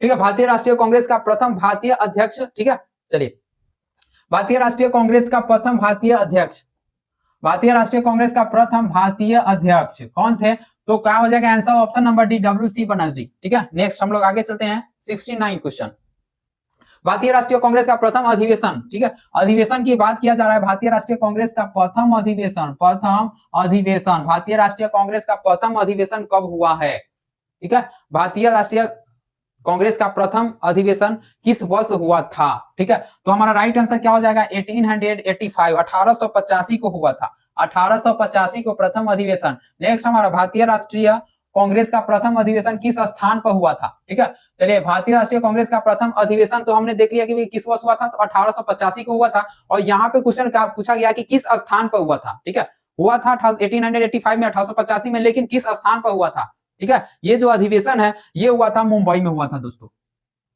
मुंबई में ये अधिवेशन हुआ था 1885 को। कब हुआ था, तो मुंबई में अधिवेशन कब हुआ था। ठीक है, मुंबई में अधिवेशन, भारतीय राष्ट्रीय कांग्रेस का प्रथम अधिवेशन मुंबई में हुआ था। कब हुआ था, तो 1885 में। ठीक है, 1885 को हुआ था मुंबई में, याद रखिएगा भाई। चलिए नेक्स्ट हमारा अगला प्रश्न, भारतीय राष्ट्रीय कांग्रेस का प्रथम अधिवेशन किसके नेतृत्व में। ठीक है, अब यहाँ पे क्वेश्चन पूछ लिया भाई, किसके नेतृत्व में हुआ था, भारतीय राष्ट्रीय कांग्रेस का प्रथम अधिवेशन किसके नेतृत्व, ठीक है, नेतृत्व में हुआ था। चलिए यहाँ पे बताएंगे भाई भारतीय राष्ट्रीय कांग्रेस का प्रथम अधिवेशन किस वर्ष हुआ था, तो वर्ष की अगर बात करें तो यहाँ पे भी हम लोग डिस्कस कर लेते हैं। वर्ष की बात करें तो 1885 में हुआ था। ठीक है, कहाँ हुआ था, स्थान की अगर बात करें तो स्थान हो जाएगा मुंबई। ठीक है, मुंबई। ठीक है, यहाँ पे हमने ये भी जान लिया कि कब हुआ था, किस वर्ष हुआ था ये भारतीय राष्ट्रीय कांग्रेस, 1885 को हुआ था। और स्थान अगर पूछे तो मुंबई में हुआ था। और इसके जो किसके नेतृत्व में हुआ था, ठीक है, किसके नेतृत्व में हुआ था, तो किसके नेतृत्व में, तो ऑप्शन नंबर बी हो जाएगा, WC बनर्जी के नेतृत्व में भारतीय राष्ट्रीय कांग्रेस का अधिवेशन हुआ था। नेक्स्ट हमारा अगला प्रश्न हो जाएगा 72 नंबर क्वेश्चन, भारतीय राष्ट्रीय कांग्रेस का प्रथम अधिवेशन, ठीक है। चलिए 2 नंबर क्वेश्चन भी वही है जो हमने अभी जस्ट पहले किया, 1885 को हुआ है। नेक्स्ट हमारा अगला प्रश्न है, ठीक है। चलिए भारतीय राष्ट्रीय कांग्रेस का प्रथम अधिवेशन कहाँ हुआ, तो मुंबई में हुआ है। रिपीट क्वेश्चन है यहाँ पे, भाषा शिक्षण, ठीक है। चलिए यहाँ पे क्वेश्चन पूछ दिया भाई, भाषा शिक्षण का मुख्य उद्देश्य क्या है, भाषा शिक्षण का मुख्य उद्देश्य, भाषा लैंग्वेज से क्वेश्चन पूछा गया है, ठीक है। भाषा शिक्षण का मुख्य उद्देश्य क्या है, ऑप्शन नंबर यहाँ पे दिया गया, व्याकरण का ज्ञान कराना, ठीक है, संचार कौशल का विकास कराना, साहित्य पढ़ना या फिर अनुवाद करना। भाषा शिक्षण का मुख्य उद्देश्य क्या है, तो ऑप्शन नंबर बी हो जाएगा, संचार कौशल का विकास करने के लिए, ठीक है। बच्चों के अंदर संचार कौशल का विकास हो, इसीलिए भाषा कौशल क्या है, तो भाषा शिक्षण का मुख्य उद्देश्य भाषा संचार कौशल का विकास करना होता है, ठीक है। भाषा शिक्षण का मुख्य उद्देश्य संचार कौशल का विकास करना। समानार्थक शब्द पूछा गया है भाई, चलिए समानार्थक शब्द किसे कहते हैं, समानार्थक शब्द किसे कहते हैं, जिनका अर्थ समान हो, जिनका अर्थ विपरीत हो, या फिर जिनका उच्चारण समान हो, या फिर जिनका प्रयोग समान हो, ठीक है। समानार्थक शब्द किसे कहते हैं, समानार्थक शब्द, ठीक है, व्याकरण से क्वेश्चन पूछा गया है कि भाई समानार्थक शब्द किसे कहते हैं, जो जिनका अर्थ समान हो, जिनका अर्थ समान हो। ऑप्शन नंबर ए हो जाएगा, जिनका अर्थ समान हो समानार्थक शब्द कहलाता है। नेक्स्ट हमारा 76 नंबर क्वेश्चन है, विलोम शब्द से पूछा गया है। विलोम शब्द किसे कहते हैं, व्याकरण सेक्शन से पूछा गया है भाई, किससे पूछा गया है, तो व्याकरण से पूछा गया है, ठीक है। हिंदी व्याकरण से क्वेश्चन पूछा गया है यहाँ पे, विलोम शब्द, ठीक है। चलिए भाई, विलोम शब्द किसे कहते हैं, समान अर्थ वाले शब्द को विलोम शब्द कहते हैं, या फिर विपरीत अर्थ वाले शब्द को विलोम शब्द कहते हैं, या फिर पर्यायवाची शब्द को विलोम शब्द कहते हैं, या फिर विशेषण को विलोम शब्द कहते हैं। चलिए ऑप्शन नंबर बी होगा भाई, विलोम मतलब उल्टा होता है, विपरीत, ठीक है, विलोम का मतलब हो गया विपरीत। ऑप्शन नंबर बी होगा, विपरीत अर्थ वाले शब्द को विपरीतार्थक विलोम शब्द कहते हैं, ठीक है। विपरीत अर्थ वाले शब्द को क्या कहते हैं, विलोम शब्द कहते हैं, उल्टा। चलिए नेक्स्ट हम लोग चलते हैं आगे, 77 नंबर क्वेश्चन, यहाँ पे पूछा गया भाषा शिक्षण में सबसे प्रभावी विधि, ठीक है। भाषा शिक्षण से क्वेश्चन पूछा गया है कि भाषा शिक्षण में सबसे प्रभावी विधि कौन सी है, भाषा शिक्षण में सबसे प्रभावी विधि से पूछा गया है। चलिए बताएंगे भाषा शिक्षण में सबसे प्रभावी विधि क्या है। ऑप्शन नंबर हमारा क्या है, व्याकरण भाषा विधि, या फिर प्रत्यक्ष विधि, अनुवाद विधि, अनुवाद के बाद यहाँ पे दिया हुआ व्याख्यान विधि। चलिए भाषा शिक्षण में सबसे प्रमुख प्रभावी विधि क्या हो जाएगा, तो ऑप्शन नंबर प्रत्यक्ष विधि, ऑप्शन नंबर बी हो जाएगा प्रत्यक्ष विधि, ठीक है। सबसे प्रभावी विधि क्या हो जाएगा भाषा शिक्षण में, प्रत्यक्ष विधि। 78 क्वेश्चन में हम देखेंगे भाषा कौशल कितने प्रकार के होते हैं। चलिए भाषा कौशल कितने प्रकार के होते हैं, टाइप पूछा गया है, भाषा कौशल का टाइप से क्वेश्चन पूछा गया है, कितने प्रकार के होते हैं, कितने टाइप के होते हैं भाषा कौशल, ठीक है। भाषा कौशल कितने टाइप के होते हैं भाई, चलिए ऑप्शन नंबर हमारे पास दिया गया है 2, 3, 4, 5, ठीक है। चलिए बताएंगे भाषा कौशल कितने प्रकार के होते हैं, भाषा कौशल कितने प्रकार के होते हैं, ऑप्शन नंबर 4 हो जाएगा, सी हो जाएगा। भाषा कौशल कितने प्रकार के होते हैं, तो 4 प्रकार के होते हैं, सुबोपली, ठीक है, सुनना, पढ़ना, लिखना, बोलना, ठीक है, ये 4 प्रकार के होते हैं। नेक्स्ट हमारा अगला प्रश्न क्या है, और अगला प्रश्न है क्रिया किसे कहते हैं, ठीक है, क्रिया किसे कहते हैं। चलिए व्याकरण से क्वेश्चन है, हम सभी बचपन में ही पढ़ लिए हैं भाई, क्रिया किसे कहते हैं, ठीक है। यहाँ पे क्या है, कार्य बताने वाले शब्द को कहते हैं, या फिर नाम बताने वाले शब्द को क्रिया कहते हैं, या फिर विशेषण बताने वाले शब्द को, और डी ऑप्शन सर्वनाम बताने वाले शब्द को क्रिया कहते हैं। क्रिया मतलब करना, ठीक है, किसी भी काम को करना क्रिया कहलाता है भाई। चलो कार्य बताने वाले शब्द को ही क्रिया कहते हैं, क्रिया की बात करी जा रही है भाई, भाव, ठीक है। क्रिया, कार्य बताने वाले शब्द को क्या कहते हैं, क्रिया कहते हैं। नेक्स्ट हमारा संज्ञा किसे कहते हैं, ये तो सभी जानते हैं कि भाई संज्ञा किसे कहते हैं, नाम बताने वाले शब्द को संज्ञा कहते हैं, ये तो बिल्कुल हल्का क्वेश्चन है, ऑप्शन नंबर बी के साथ जाएंगे, नाम बताने वाले शब्द को क्या कहते हैं, क्रिया कहते हैं। चलिए नेक्स्ट हमारा अगला प्रश्न है, विशेषण किसे कहते हैं। चलिए विशेषण किसे कहते हैं, तो गुण बताने वाले शब्द को कहते हैं क्या, गुण बताने शब्द क्या है, ऑप्शन हमारे पास नाम बताने वाले, कार्य बताने वाले, ऑप्शन सी हो जाएगा, ठीक है। विशेषण किससे संबंधित है, तो गुण से संबंधित है। नेक्स्ट हम लोग आगे चलते हैं, 82 क्वेश्चन, काल कितने प्रकार के होते हैं, ठीक है। काल कितने प्रकार के होते हैं भाई, काल कितने प्रकार के होते हैं, काल 3 प्रकार के होते हैं, ऑप्शन नंबर बी हो जाएगा, ठीक है। पास्ट, प्रेजेंट और फ्यूचर, ठीक है, 3 प्रकार के होते हैं। नेक्स्ट हमारा अगला प्रश्न क्या है, 82 के बाद 83, सर्वनाम किसे कहते हैं भाई, ये सभी क्वेश्चन पूछा जाएगा भाई। बी ऑप्शन नंबर, नाम के स्थान पर प्रयुक्त शब्द को क्या कहते हैं, सर्वनाम कहते हैं ना, ऑप्शन नंबर बी ही हो जाएगा, ठीक है। नाम के स्थान पर प्रयुक्त शब्द को क्या कहते हैं, सर्वनाम कहते हैं। नेक्स्ट हमारा अगला प्रश्न है, अब भाषा कौशल से पूछा गया क्वेश्चन है, ठीक है। अब हम लोग क्या करने वाले हैं, भाषा कौशल लैंग्वेज स्किल से कुछ क्वेश्चन है उसे हम लोग करने वाले हैं। अब चलिए 84 भाषा कौशल में सबसे पहले कौन सा कौशल, ठीक है। चलिए भाषा कौशल में सबसे पहले, ठीक है, फर्स्ट में सबसे पहले कौन सा कौशल विकसित होता है भाषा कौशल में, भाषा कौशल में सबसे पहले विकसित होने वाला, ठीक है, सबसे पहले क्या विकसित होता है भाषा कौशल, ठीक है। भाषा कौशल में सबसे पहले हमारा सुनना जो कौशल है ये सबसे पहले विकसित होता है, सुनना, ठीक है। भाषा कौशल में सबसे पहले कौन है, तो सुनना है, ठीक है। सु बो प ली, ठीक है। भाषा कौशल 1, ठीक है, 2, 3, 4, 4 प्रकार के होते हैं। और सबसे पहले किस कौशल का विकास होता है, तो सबसे पहले हमारा ये सुनना होता है, ठीक है। सु बो पली, ठीक है, बो से बोलना, प से पढ़ना, ली से लिखना, ठीक है, बोलना, ठीक है, प से पढ़ना और ली से लिखना। ये याद रखेंगे, ये हो सकता है कि वो क्रम में सजाने को पूछ सकते हैं, ठीक है। क्रमवार सजाना होगा तो इसी तरीके से सजाएंगे, सुनना, बोलना, पढ़ना, लिखना, भाषा कौशल को क्रम में, ठीक है। इन सभी ऑप्शन जो हमारे पास यदि ऑप्शन दे देंगे और ये बोल सकते हैं कि भाई ये भाषा कौशल को एक क्रम में सजाए, या फिर इनमें से दिया गया कौन क्रम में सजा हुआ है, ठीक है। तो हमारा राइट आंसर क्या हो जाएगा, सुबोपली, सुनना, बोलना, पढ़ना, ये क्रम में लिखा गया है, तो सुनना सबसे पहले विकसित होता है भाषा कौशल में। नेक्स्ट हम लोग आगे चलते हैं, भाषा कौशल में सबसे कठिन कौशल कौन सा है, सबसे कठिन कौशल, भाषा कौशल में कठिन कौशल कौन सा है, सबसे पहले विकसित होता है सुनना, ठीक है। लेकिन सबसे कठिन जो हमारे पास 4 है भाषा कौशल, कितने प्रकार के होते हैं, तो 4 प्रकार के होते हैं। उन चारों में से सबसे कठिन कौशल कौन है, तो कठिन कौशल जो है सो लिखना है, ठीक है। बच्चे सभी सीख जाएंगे बहुत जल्दी, सुनना, बोलना, पढ़ना, पढ़ना, सुनना, बोलना, पढ़ना, ठीक है। ये 3 कौशल बच्चे बहुत जल्द ही सीख जाते हैं, लेकिन वो लिखना बहुत देर, वो लिखना सबसे कठिन कौशल है। आंसर हमारा ऑप्शन नंबर बी होगा, लिखना सबसे कठिन, ठीक है, राइट करना, ठीक है, सबसे कठिन कौशल है। सबसे कठिन कौशल क्या हो जाएगा, सबसे कठिन कौशल लिखना हो जाएगा। भाषा कौशल का सबसे कठिन कौशल लिखना हो जाएगा। राइटिंग बनाते बनाते बच्चे 4, 5 में जब तक जाएंगे नहीं तब तक उसका राइटिंग नहीं बनेगा, ठीक है। कितने ऐसे बच्चे हैं जो 6, 7, 8 में 9 में चले गए, भाई राइटिंग वैसा ही है बच्चों की तरफ, ठीक है। तो वो जो था वो थोड़ा कठिन है, ठीक है। हमारा आपका तो राइटिंग सही हो ही नहीं रहा है, तो भाई बच्चे की क्या बात करें। चलिए आगे देखते हैं, भाषा शिक्षण में पठन कौशल का उद्देश्य क्या है। यहाँ पे बताएंगे भाषा शिक्षण में पठन कौशल, ठीक है, का उद्देश्य क्या है, बताइए। पठन कौशल का क्या उद्देश्य है भाषा कौशल में, तो देखिए हम लोग देखते हैं भाई भाषा शिक्षण में पठन कौशल का उद्देश्य क्यों है, तो भाई बी ऑप्शन हो जाएगा, बी के साथ जाएंगे, अर्थ समझना, ठीक है। पठन कौशल का उद्देश्य क्या है, अर्थ समझने के लिए हम लोग भाषा कौशल में पठन उद्देश्य रखते हैं, पढ़ने का कार्य करते हैं, बच्चे से विद्यालय में पढ़वाते हैं ताकि वो क्या करे, तो अर्थ समझे। जब तक वो पढ़ेंगे ही नहीं तब तक अर्थ कैसे समझेंगे, ठीक है। तो राइट आंसर क्या हो जाएगा, ऑप्शन नंबर बी, अर्थ समझने के लिए पठन कौशल का उद्देश्य होता है, ठीक है। नेक्स्ट हम लोग आगे चलते हैं, भाषा शिक्षण में लेखन कौशल।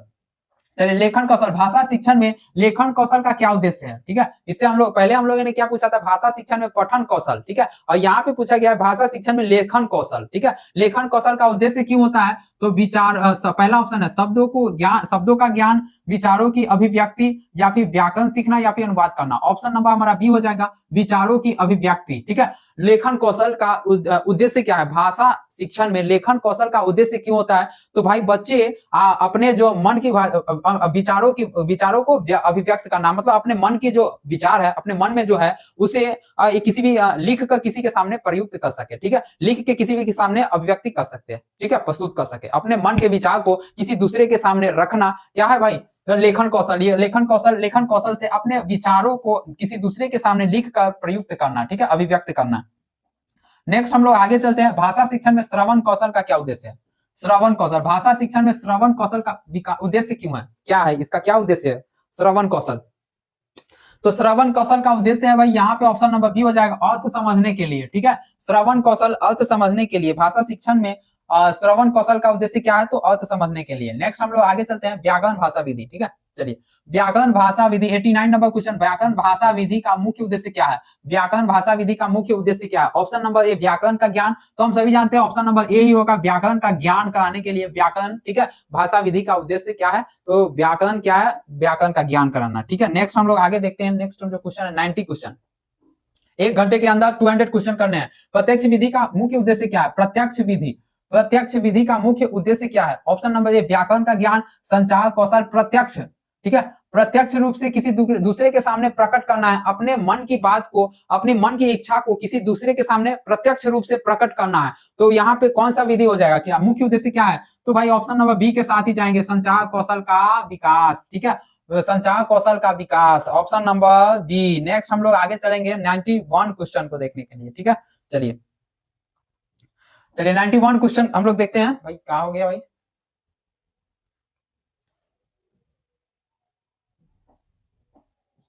चलिए 91 क्वेश्चन, अनुवाद विधि का मुख्य उद्देश्य बताना है। यहाँ पे अनुवाद विधि का मुख्य उद्देश्य व्याकरण का ज्ञान, संचार कौशल का विकास, साहित्य पढ़ना या फिर अनुवाद करना।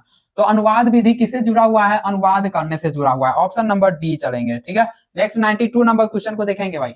व्याख्यान विधि का मुख्य उद्देश्य क्या है? व्याख्यान विधि किससे जुड़ा हुआ है? तो व्याख्यान विधि साहित्य पढ़ना, ठीक है, व्याकरण का ज्ञान कराना या फिर संचार कौशल का विकास या फिर साहित्य पढ़ना या फिर अनुवाद करना। चलिए बताएंगे आप सभी। तो हम इसमें राइट आंसर क्या हो जाएगा हमारा, सही बताएंगे। ठीक है, ऑप्शन नंबर सी के साथ चलेंगे, साहित्य पढ़ना। ठीक है, व्याख्यान विधि साहित्य से जुड़ा हुआ है। ठीक है, नेक्स्ट हम लोग आगे देखते हैं भाई। भाषा शिक्षण में सबसे प्रभावी विधि कौन सी होती है? भाषा शिक्षण में सबसे प्रभावी विधि का बात किया जा रहा है, भाषा शिक्षण में सबसे प्रभावी विधि। ठीक है, चलिए आप सही बताएंगे, भाषा शिक्षण में सबसे प्रभावी विधि। क्वेश्चन नंबर 93, क्वेश्चन नंबर 93 में पूछा गया है भाषा शिक्षण में सबसे प्रभावी विधि, ऑप्शन नंबर बी होगा प्रत्यक्ष विधि। भाषा शिक्षण में सबसे प्रभावी विधि प्रत्यक्ष विधि। ठीक है, नेक्स्ट 94, भाषा शिक्षण में सुनना किस प्रकार का कौशल है? भाषा शिक्षण में सुनना किस प्रकार का कौशल है? ऑप्शन नंबर ए ग्रहणशील कौशल, उत्पादक कौशल, व्याकरणिक कौशल, साहित्यिक कौशल। ऑप्शन नंबर ए हो जाएगा ग्रहणशील कौशल। सुनना ग्रहणशील से जुड़ा हुआ है, सुनना ग्रहणशील से जुड़ा हुआ है, याद रखेंगे सभी। 95, भाषा शिक्षण में बोलना किस प्रकार का कौशल है? चलिए बोलना किस प्रकार का कौशल है? भाषा शिक्षण में बोलना किस प्रकार का कौशल है? ऑप्शन नंबर ए ग्रहणशील कौशल, ऑप्शन नंबर बी हो जाएगा उत्पादक कौशल। ठीक है, चलिए नेक्स्ट हम लोग आगे देखते हैं 96 नंबर क्वेश्चन। भाषा शिक्षण में पढ़ना किस प्रकार का कौशल है? ऑप्शन नंबर ए ग्रहणशील कौशल है, पढ़ना ग्रहणशील कौशल है। ठीक है, चलिए 97, भाषा शिक्षण में लिखना, लिखना किस प्रकार का कौशल है? भाषा शिक्षण में लिखना, ठीक है, किस प्रकार का कौशल है? 60 क्वेश्चन ऐसे हैं जो डायरेक्टली एग्जाम में आपको दिखने को मिलेंगे, छोटे छोटे क्वेश्चन। ठीक है, बड़े बड़े क्वेश्चन भी रख लो, लेकिन भाई यहाँ पे कह रहा हूँ भाई 60 ऐसे क्वेश्चन है जो आपको दिखने को मिलने वाले हैं। ठीक है, चलिए यहाँ पे पूछा गया भाषा शिक्षण में लिखना किस प्रकार का कौशल है? ऑप्शन नंबर बी उत्पादक कौशल है। ठीक है, रिपीट क्वेश्चन है यहाँ पे। ठीक है, आगे देखते हैं भाषा शिक्षण में सबसे पहले कौन सा कौशल विकसित होता है? तो सबसे पहले जो विकसित होता है वो सुनना विकसित होता है भाषा कौशल में। ठीक है, नेक्स्ट हम आगे देखते हैं 98 के बाद 99 क्वेश्चन, संधि किसे कहते हैं? तो ऑप्शन नंबर बी हो जाएगा। ठीक है, ऑप्शन नंबर क्या होगा? बी होगा, दो अक्षरों के मेल से, ठीक है, बड़े शब्द को संधि कहते हैं। नेक्स्ट हमारा अगला प्रश्न 100 क्वेश्चन, समास किसे कहते हैं? ठीक है, दो शब्दों का मेल समास कहलाता है। नेक्स्ट हमारा, ठीक है, चलिए 101 101 क्रिया विशेषण, ये सब नहीं आएंगे भाई। वाक्य किसे कहते हैं? ठीक है, जो आएंगे मैं वो यहाँ पे बता रहा हूँ भाई। वाक्य के मुख्य अंग कितने होते हैं? चलिए वाक्य के मुख्य अंग की बात किया जा रहा है, तो वाक्य के मुख्य अंग कितने होते हैं? क्वेश्चन नंबर 103, वाक्य के मुख्य अंग कौन कौन होते हैं? वाक्य के मुख्य अंग, ठीक है, मुख्य अंक कौन कौन होते हैं? मुख्य अंक की बात किया जा रहा है, तो वाक्य के मुख्य अंक कौन कौन होते हैं? तो दो होते हैं, ऑप्शन नंबर बी हो जाएगा। और वो दो क्या कौन से होते हैं? तो कर्ता, ठीक है, और क्या हो जाएगा? क्रिया, कर्ता प्लस क्रिया, ये दो अंक होते हैं। चलिए नेक्स्ट हमारा अगला प्रश्न क्या है?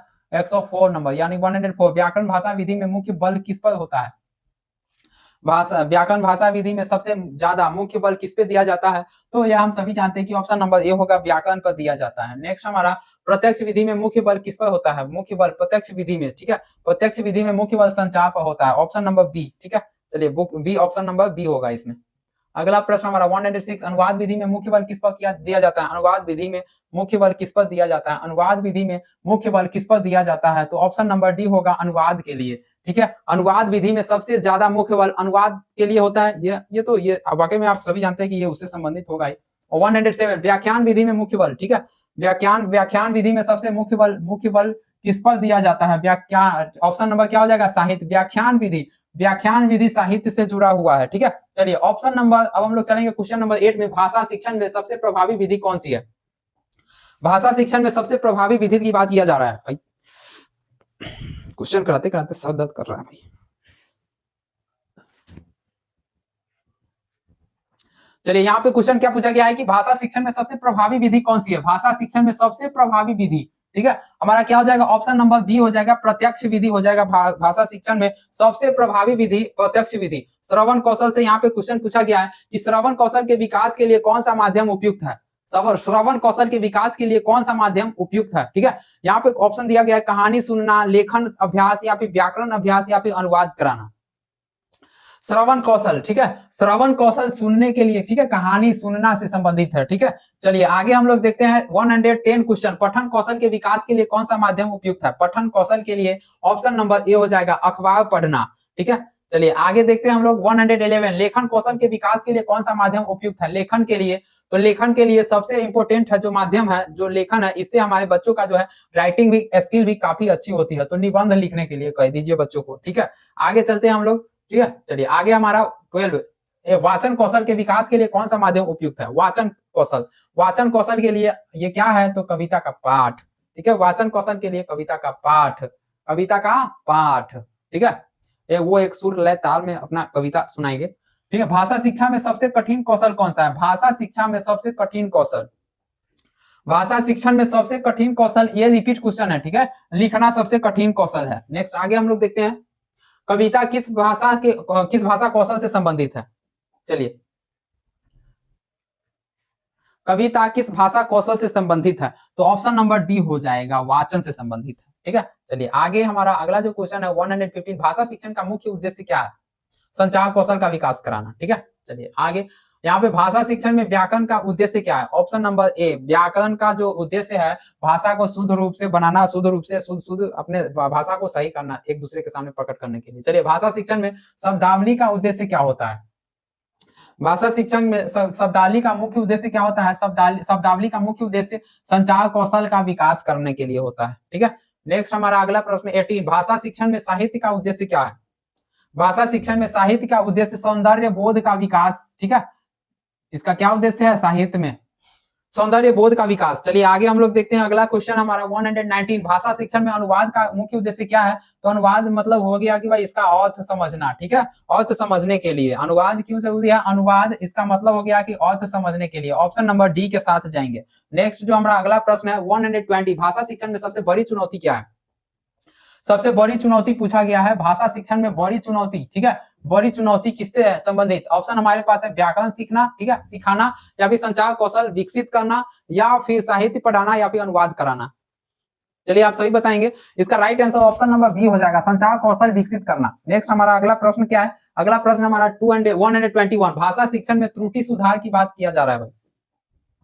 भाषा शिक्षण में त्रुटि सुधार किससे संबंधित है। ऑप्शन नंबर ए, व्याकरण, ठीक है। व्याकरण के माध्यम से हम लोग अपने शब्दों को सही एक सही क्रम के अनुसार सही करते हैं। सही शुद्ध बोलना लिखना पढ़ना हमें कौन सिखाते हैं, तो व्याकरण सिखाता है। व्याकरण के माध्यम से ही हम लोग शुद्ध बोलना पढ़ना लिखना सीखते हैं, ठीक है। नेक्स्ट हमारा अगला प्रश्न क्या है, अगला हमारा है 122 भाषा शिक्षण में उच्चारण सुधार किससे संबंधित है। भाषा शिक्षण में उच्चारण सुधार से लिया गया प्रश्न, तो ध्वन्यात्मक अभ्यास, ठीक है, ध्वन्यात्मक अभ्यास। नेक्स्ट हम लोग अगला प्रश्न देखेंगे भाषा शिक्षण में त्रुटि सुधार का मुख्य उद्देश्य क्या है। त्रुटि सुधार का मुख्य उद्देश्य भाषा शिक्षण में त्रुटि सुधार, ठीक है। ऑप्शन नंबर बी होगा, भाषा को शुद्ध बनाना, ठीक है। त्रुटि सुधार भाषा को शुद्ध बनाना। 124 नंबर क्वेश्चन यहाँ पे क्या पूछ रहा है, भाषा शिक्षण में सुनना और बोलना किस प्रकार का कौशल है। सुनना और बोलना किस प्रकार का कौशल है, तो हमारा राइट आंसर होगा ऑप्शन नंबर ए, ग्रहणशील और उत्पादक। ग्रहणशील और उत्पादक, याद रखेंगे, ग्रहणशील और उत्पादक। भाषा शिक्षण में पढ़ना और लिखना, ठीक है, पढ़ना और लिखना किस प्रकार का कौशल है, पढ़ना लिखना, ठीक है। तो ये भी हो जाएंगे ग्रहणशील और उत्पादक। चौथा अगला प्रश्न नंबर 126 भाषा शिक्षण में साहित्य पढ़ाने का उद्देश्य क्या है। भाषा शिक्षण में साहित्य पढ़ाने का मुख्य उद्देश्य क्या है, तो ऑप्शन नंबर बी होगा, सौंदर्य बोध का विकास कराना, ठीक है। चलिए आगे हम लोग देखते हैं भाषा शिक्षण में अनुवाद का मुख्य उद्देश्य पूछा गया है। भाषा शिक्षण में अनुवाद का जो मुख्य उद्देश्य है वो क्या है, मुख्य उद्देश्य, तो ऑप्शन नंबर बी होगा, अर्थ समझना, ठीक है। आगे हम लोग चलते हैं। नेक्स्ट हमारा अगला प्रश्न, भाषा शिक्षण में शब्दावली का विकास किससे होता है। भाषा शिक्षण में शब्दावली का विकास किससे होता है। हमारे पास ऑप्शन दिया गया है, ए पठन और लेखन, ठीक है, बी हमारा हो जाएगा व्याकरण अभ्यास, सी अनुवाद अभ्यास, या फिर डी सभी हो जाएगा। तो भाषा शिक्षण में जो है यहाँ पे भाषा शिक्षण में शब्दावली का जो विकास किससे होता है, तो इससे भी होता है, व्याकरण से भी होता है, अनुवाद से होता है। ये ऑप्शन नंबर डी होगा, सारा का सारा आंसर सही है यहाँ पे। चलिए नेक्स्ट हमारा 129 क्वेश्चन ऑप्शन भाषा शिक्षण का अंतिम उद्देश्य क्या है? भाषा शिक्षण का सबसे अंतिम उद्देश्य संचार कौशल का विकास कराना सबसे अंतिम उद्देश्य है, ठीक है, सबसे अंतिम उद्देश्य। नेक्स्ट हम लोग देखते हैं 130 क्वेश्चन, भारतीय संविधान कब लागू हुआ था? तो भारतीय संविधान कब लागू हुआ था ये रिपीट किया गया है, ऑप्शन नंबर बी होगा 26 जनवरी 1950 को लागू किया गया था। भारतीय संविधान 26 जनवरी 1950 को लागू किया गया था। और यहाँ पे जो क्वेश्चन है, भारतीय संविधान सभा के अध्यक्ष कौन थे? तो भारतीय संविधान सभा के जो अध्यक्ष है डॉक्टर राजेंद्र प्रसाद थे, ऑप्शन नंबर बी हो जाएगा, डॉक्टर राजेंद्र प्रसाद इसके अध्यक्ष थे। भारतीय संविधान सभा के अध्यक्ष डॉक्टर राजेंद्र प्रसाद। भारतीय संविधान में कितने अनुच्छेद हैं? चलिए, इस प्रश्न में पूछा गया है कि भाई भारतीय संविधान में कितने अनुच्छेद है, अनुच्छेद से क्वेश्चन पूछा गया है, तो भारतीय संविधान में कितने अनुच्छेद है? तो यहाँ पे ऑप्शन नंबर बी हो जाएगा 448, 448 अनुच्छेद यहाँ पे भारतीय संविधान में दिखने को मिलेंगे। हमारा अगला प्रश्न है 134, भारतीय संविधान में कितनी अनुसूचियां हैं? अनुसूची से क्वेश्चन पूछा गया है कि भारतीय संविधान में अनुसूची कितने हैं? तो भारतीय संविधान में जो अनुसूची है वो ऑप्शन नंबर बी हो जाएंगे, 12 अनुसूची है, 12, ठीक है। कितने अनुसूची है? तो 12 अनुसूची है, ऑप्शन नंबर बी। 134 के बाद 135 मौलिक अधिकार से क्वेश्चन पूछा गया है। यहाँ पे पूछा गया है मौलिक अधिकार कितने हैं? मौलिक अधिकार, तो मौलिक अधिकार ऑप्शन नंबर बी हो जाएगा, हमारा मौलिक अधिकार 6 है। नेक्स्ट हम लोग आगे चलते हैं, ठीक है। 35 और 36 समानता का अधिकार किस अनुच्छेद से जुड़ा हुआ है? समानता का अधिकार किस अनुच्छेद में है भाई? समानता का अधिकार, समानता का अधिकार किस अनुच्छेद में है? ऑप्शन नंबर ए अनुच्छेद 14, 19, 21 या फिर 32, ठीक है, 14, 19, 21 या फिर 32। तो हमारा राइट आंसर क्या हो जाएगा? ऑप्शन नंबर ए हो जाएगा, अनुच्छेद 14 में, ठीक है। अनुच्छेद 14 में समानता का जो अधिकार है अनुच्छेद 14 में है, ठीक है। समानता का अधिकार अनुच्छेद 14 में है, ठीक है। चलिए 37 जीवन का अधिकार किस अनुच्छेद में है?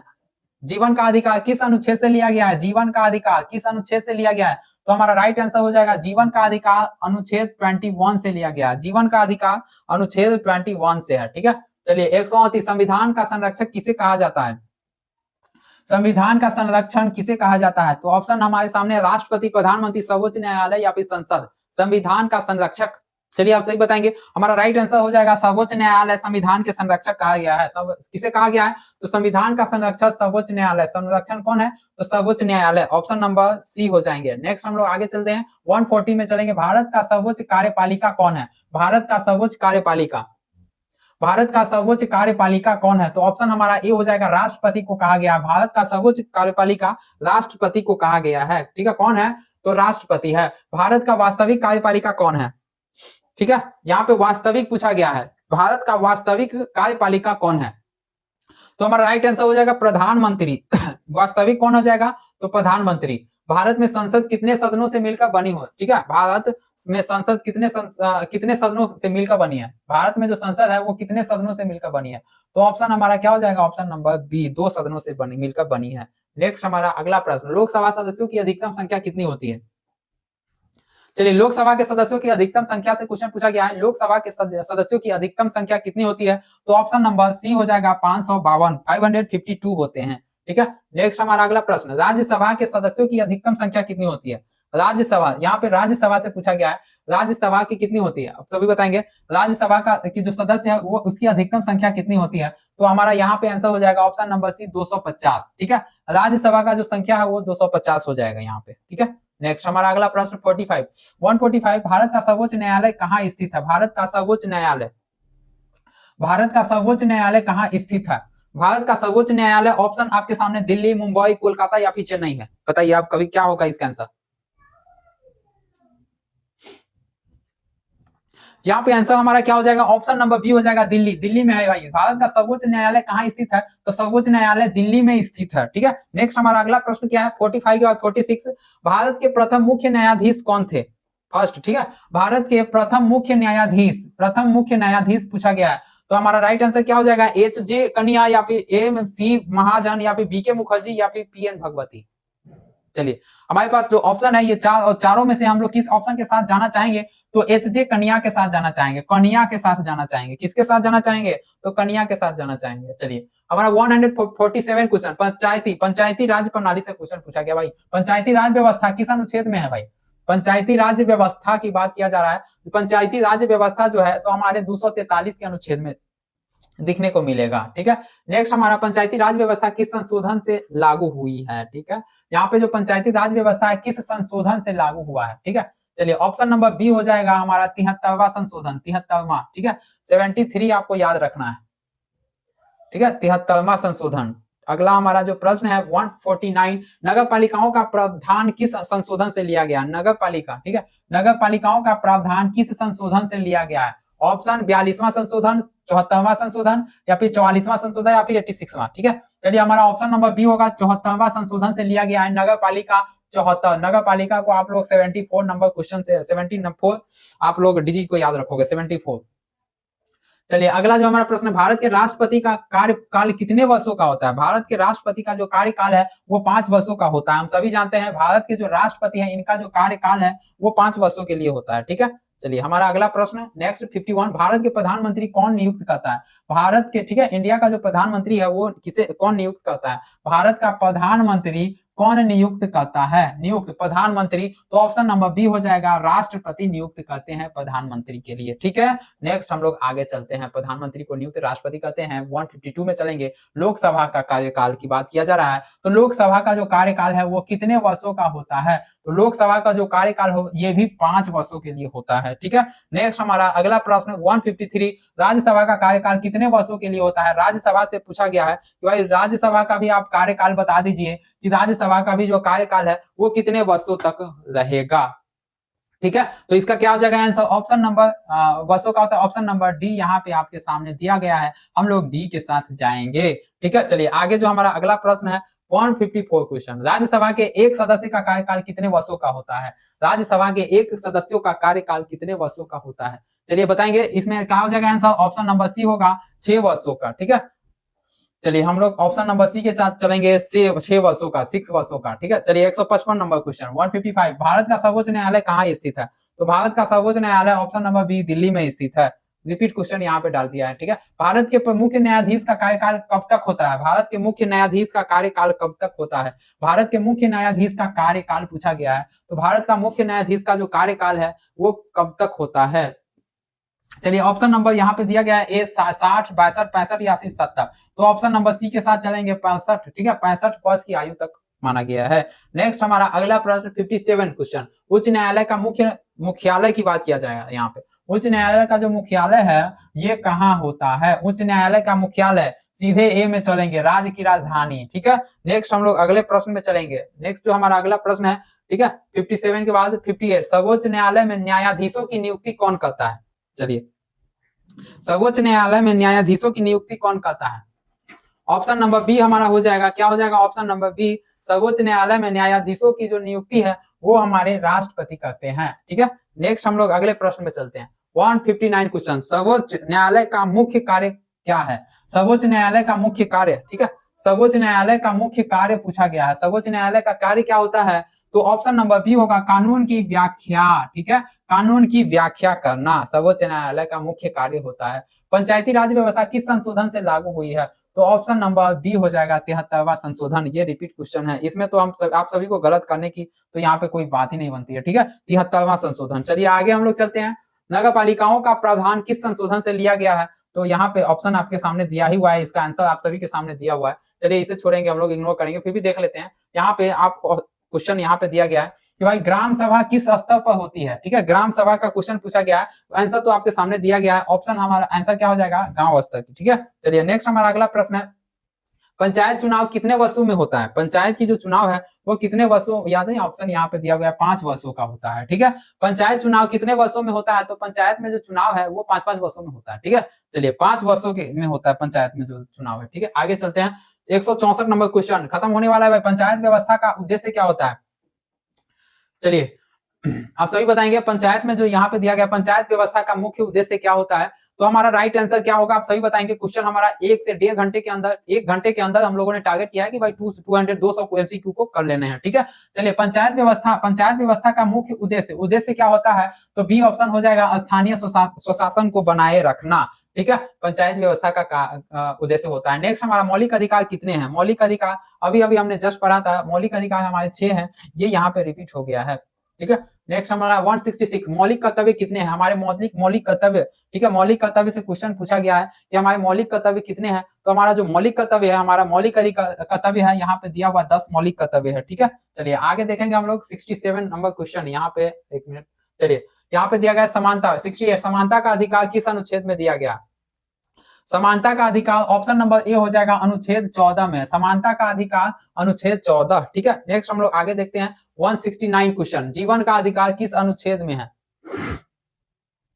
जीवन का अधिकार किस अनुच्छेद से लिया गया है? जीवन का अधिकार किस अनुच्छेद में वर्णित है? जीवन का अधिकार किस अनुच्छेद में दिखने को मिलेगा? तो जीवन का अधिकार उन्हीं अनुच्छेद क्या है? तो उन्हीं अनुच्छेद हमारा 21 है, जीवन का अधिकार। ठीक है, जीवन का अधिकार क्या किस में है? तो जीवन का अधिकार यानी लाइफ का जो अधिकार है हमारा 21 क्वेश्चन अनुच्छेद में है। आगे हम लोग देखते हैं भाई 70 भारत किस प्रकार का लोकतंत्र है? तो ऑप्शन नंबर बी अप्रत्यक्ष लोकतंत्र है। क्या है, किस प्रकार का लोकतंत्र है?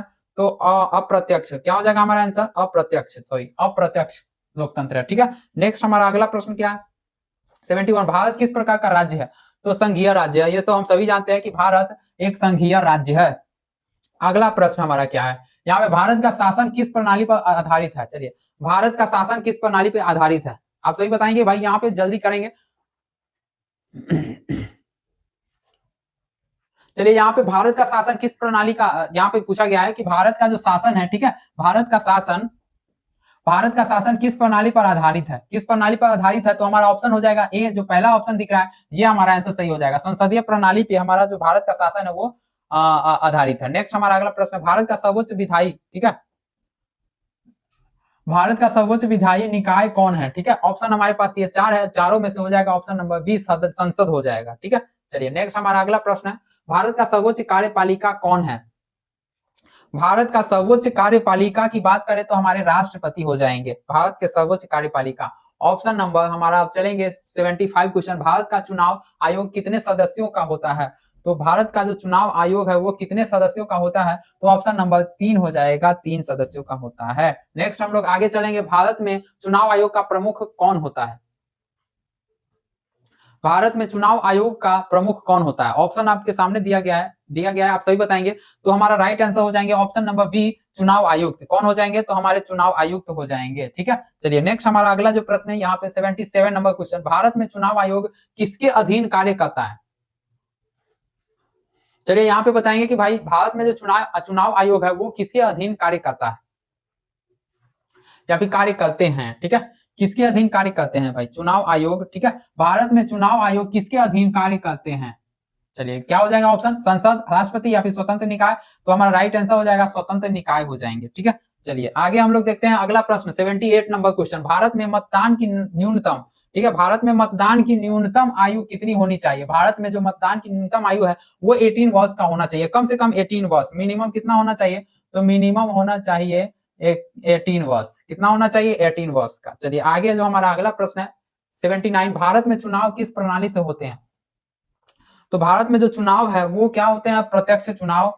सॉरी यहाँ पे इसका राइट, सॉरी यहाँ पे ये नहीं होगा। ठीक है, चलिए यहाँ पे पूछा गया है भारत में चुनाव किस प्रणाली से होता है? किस प्रणाली से की बात किया जा रहा है? तो गुप्त मतदान होते हैं। भारत में किस प्रणाली से होते हैं? तो गुप्त रूप से होते हैं चुनाव। ठीक है, गुप्त रूप से होते हैं।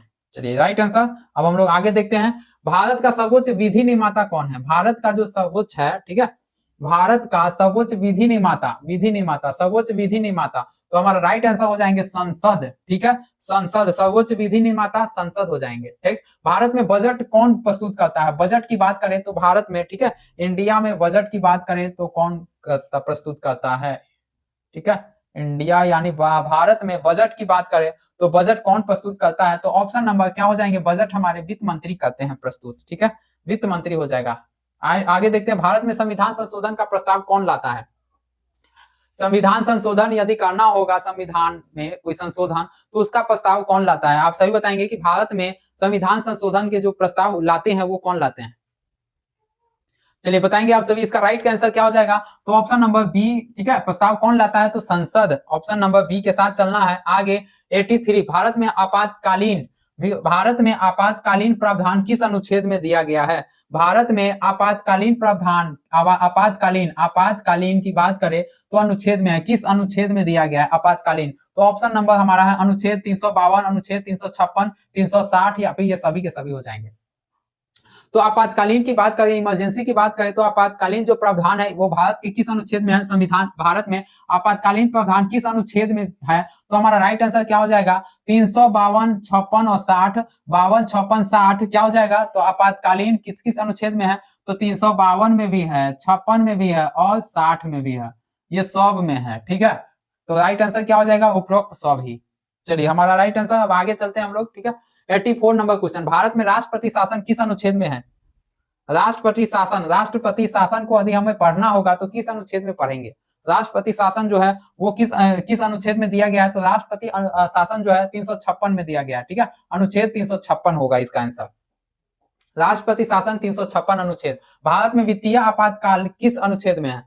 भारत में वित्तीय आपातकाल, भारत में वित्तीय आपातकाल की बात करें तो भारत में वित्तीय आपातकाल जो है ऑप्शन नंबर सी में चलेंगे, 360 अनुच्छेद में है। ठीक है, वित्तीय आपातकाल 360 में दिखने को मिलेगा। भारत में राष्ट्रपति किसके परामर्श पर कार्य करते हैं? भारत में राष्ट्रपति जो है सो किसके परामर्श पे कार्य करते हैं? तो ऑप्शन हमारे पास है संसद, प्रधानमंत्री और मंत्रिपरिषद, सर्वोच्च न्यायालय या फिर राज्यसभा। चलिए आप सही बताएंगे, ये शायद लास्ट क्वेश्चन है यहाँ हमारा। ठीक है, चलिए बताइए यहाँ पे क्या हो जाएगा आंसर? भारत में राष्ट्रपति किसके परामर्श पर कार्य करते हैं? तो हमारा जो आंसर होगा ऑप्शन नंबर बी होगा, प्रधानमंत्री और मंत्रिपरिषद के परामर्श पर कार्य करते हैं। ठीक है, नेक्स्ट हमारा अगला प्रश्न क्या है भाई? 87 क्वेश्चन, भारत में राज्यपाल को कौन नियुक्त करता है? ठीक है, भारत में राज्यपाल को कौन नियुक्त करते हैं? ठीक है, राज्यपाल को कौन नियुक्त करते हैं? प्रधानमंत्री, राष्ट्रपति या फिर संसद या फिर मुख्यमंत्री? तो भारत की बात करें तो भारत में राज्यपाल को कौन नियुक्त करते हैं? तो ऑप्शन नंबर बी हो जाएगा, राष्ट्रपति नियुक्त करते हैं। कौन नियुक्त करते हैं? तो भारत में राज्यपाल नियुक्त, सॉरी यहाँ क्वेश्चन क्या है? भारत में राज्यपाल को कौन नियुक्त करते हैं? तो राज्यपाल को राष्ट्रपति। नेक्स्ट हमारा 88 क्वेश्चन नंबर 88, भारत में राज्यपाल का कार्यकाल कितने वर्षों का होता है? भारत में राज्यपाल का कार्यकाल कितने वर्षों का होता है? तो 5 वर्षों का होता है। ठीक है, चलिए नाउ फिर मिलेंगे हम लोग नेक्स्ट वीडियो में, तब तक के लिए आप सभी को एग्जाम्स के लिए बेस्ट ऑफ लक।